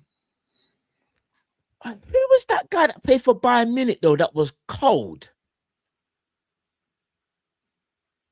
Was he centre mid? There was definitely this one guy. He was mad. Barker says, does Robin ever score a goal like Salah did versus City or Watford? In my opinion, no. But I don't think Salah scores a goal that... Robin don't score that goal because he doesn't finish that on his right foot. No, Robin actually had, for finishing, Robin had just the same level of right foot as Salah does. Never. Salah's right foot isn't great. Salah's right foot isn't great. I love Salah, but his right foot isn't great. Right foot. When it comes to a goal like the one he scored against Man United, the volley from the corner, though, Salah ain't doing that. And the Watford goal was with his left foot, wasn't it? I'm sure Salah scored the Watford goal with his left foot. In tight spaces, he was moving man about. Yes, Robin could do all that. Well, you don't think Robin could do all of that? Not like Robin Salah. was a better dribbler than Salah, so of course he could do that. Again, I'm not going to get drawn into this argument. So, look, people, we are going to wrap up there. We've gone probably an hour longer than we should have. Do switch on notification bell to see when we go live this week. Also, make sure you check out okjersey.com. £15 for a football jersey, and there's brand new stuff on the site as well. So make sure you check out. Do you guys have any shows coming up on your channels in the next day or so? Yeah, tomorrow. If you're not pissed off with me, you can come join me for some Champions League. Benfica, Real Madrid will be there. Drift. And there's a possibility. I'm not quite sure on timing, guys, yet, because I'm not sure if I'll be home, but I'm going to rush home, try and make sure I'm home for the Galatasaray and Atletico game, which is at 5. So hopefully you guys could join me for that and keeping an eye on who we get. Because remember, that's who we play, right? It's like a Galatasaray, Juve, Atletico, and Club Brugge, innit? So whoever wins out of those is who Liverpool have to play. So, yeah. I'll just leave that stat there. What's that? Robin had a 10 to 14% conversion rate. Salah's I'm not even. You know what? Yeah. We have no idea the difficulty of finishing chances. We have no idea how to quantify it. I'm not even gonna. Again, I'm not entertaining stats. I know what I saw with my eyes. Cheers. I know what I saw. People, if you don't hate us, then do smash the like button. If you do hate us, still smash the like button. Ain't this what we love about football, though? Ain't it beautiful how much we can just have different you can hate me. It's calm. It's calm. You know what I'm saying? This is what I love about football. You know, but join me tomorrow. We'll be there. The only thing that's ever a fact in football is who picked up the trophy and who has the numbers at the top. So Alan Shearer's the best striker in the league statistically, and no one can say that until someone overtakes him, right? Liverpool are the most successful team in England. We've got the most trouble. Like, those are the only things that are facts. Everything else, that's the beauty of it. It's all opinions. It's all opinions. Indeed. People, thank you all for watching. Apart from Henderson better than Rice, Cal. That's a fact. Until we see you again, stay safe, stay blessed. With Kopish out, people. Take care.